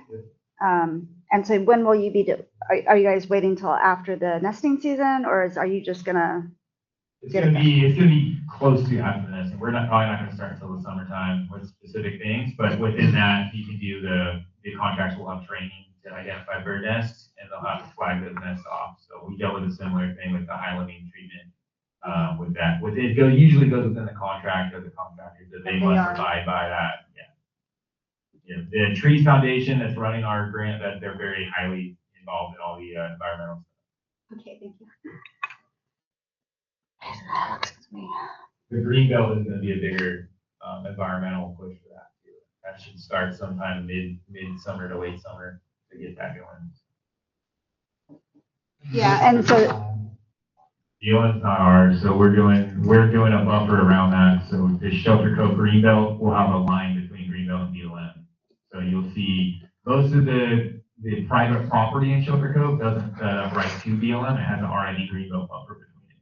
So up on top, there's a line that goes all the way across the RID Greenbelt. That will be treated. and then of course in that environmental thing, it's also with the waterways as well. We can't go into hunting the waterways. Yeah, so there's going to be a definition of, if it's a named waterway or if it's just a drainage. Yeah, the real creeks, we can't go anywhere within 100 feet of that, whether it's on private property or real property. An unnamed drainage that might have water in it right now, we'll probably end up treating those to a different prescription. So being cognizant of that. And thank you Nick, on the green belt. I mean, that was one of the conversations. I'm excited about the green belt. I talked to the Parks and Rec group a little bit about, we already have 3 shade field breaks that were retreated as part of this grant, and they're very accessible. They're probably more of an advanced height than most people would like. It's not a walk around Lower Pacific, but our opportunity for utilizing some of these treatment areas for rec is very high after this. And we're starting to find roads that, are very easy to work and do other things with it. And then just, again, overall protection, being able to see through lots is going to be really nice. And hopefully it inspires the community to maintain these. Well, last year with our fire season. So fire break too, so that's not a bad thing to know about. Yeah. But anyway, thank you. All right. Any other board comments, questions? For public comment. Any public comment? Nothing? All through, all done? Get a motion. Do we need a motion? Yeah, we do. I move to authorize fire chief to proceed with phase 3 of the abatement process at no cost to property owners in accordance with ordinance number 63. And I'll second it. Roll call.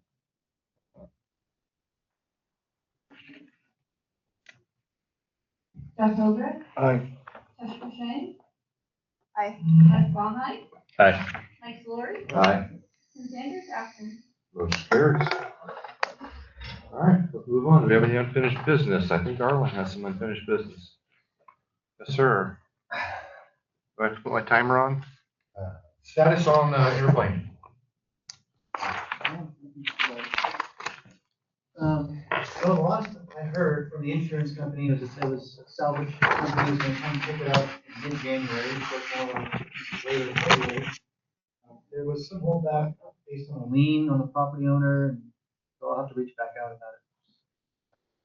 But that was the original plan, is a salvage company was going to come haul it away, but there's been some problems with the lien on it, so I'll find out. All right, thank you. Any other unfinished business? No? That being said, meeting's over, 12:19 hours. Thank you, everyone, for coming. Oh, my.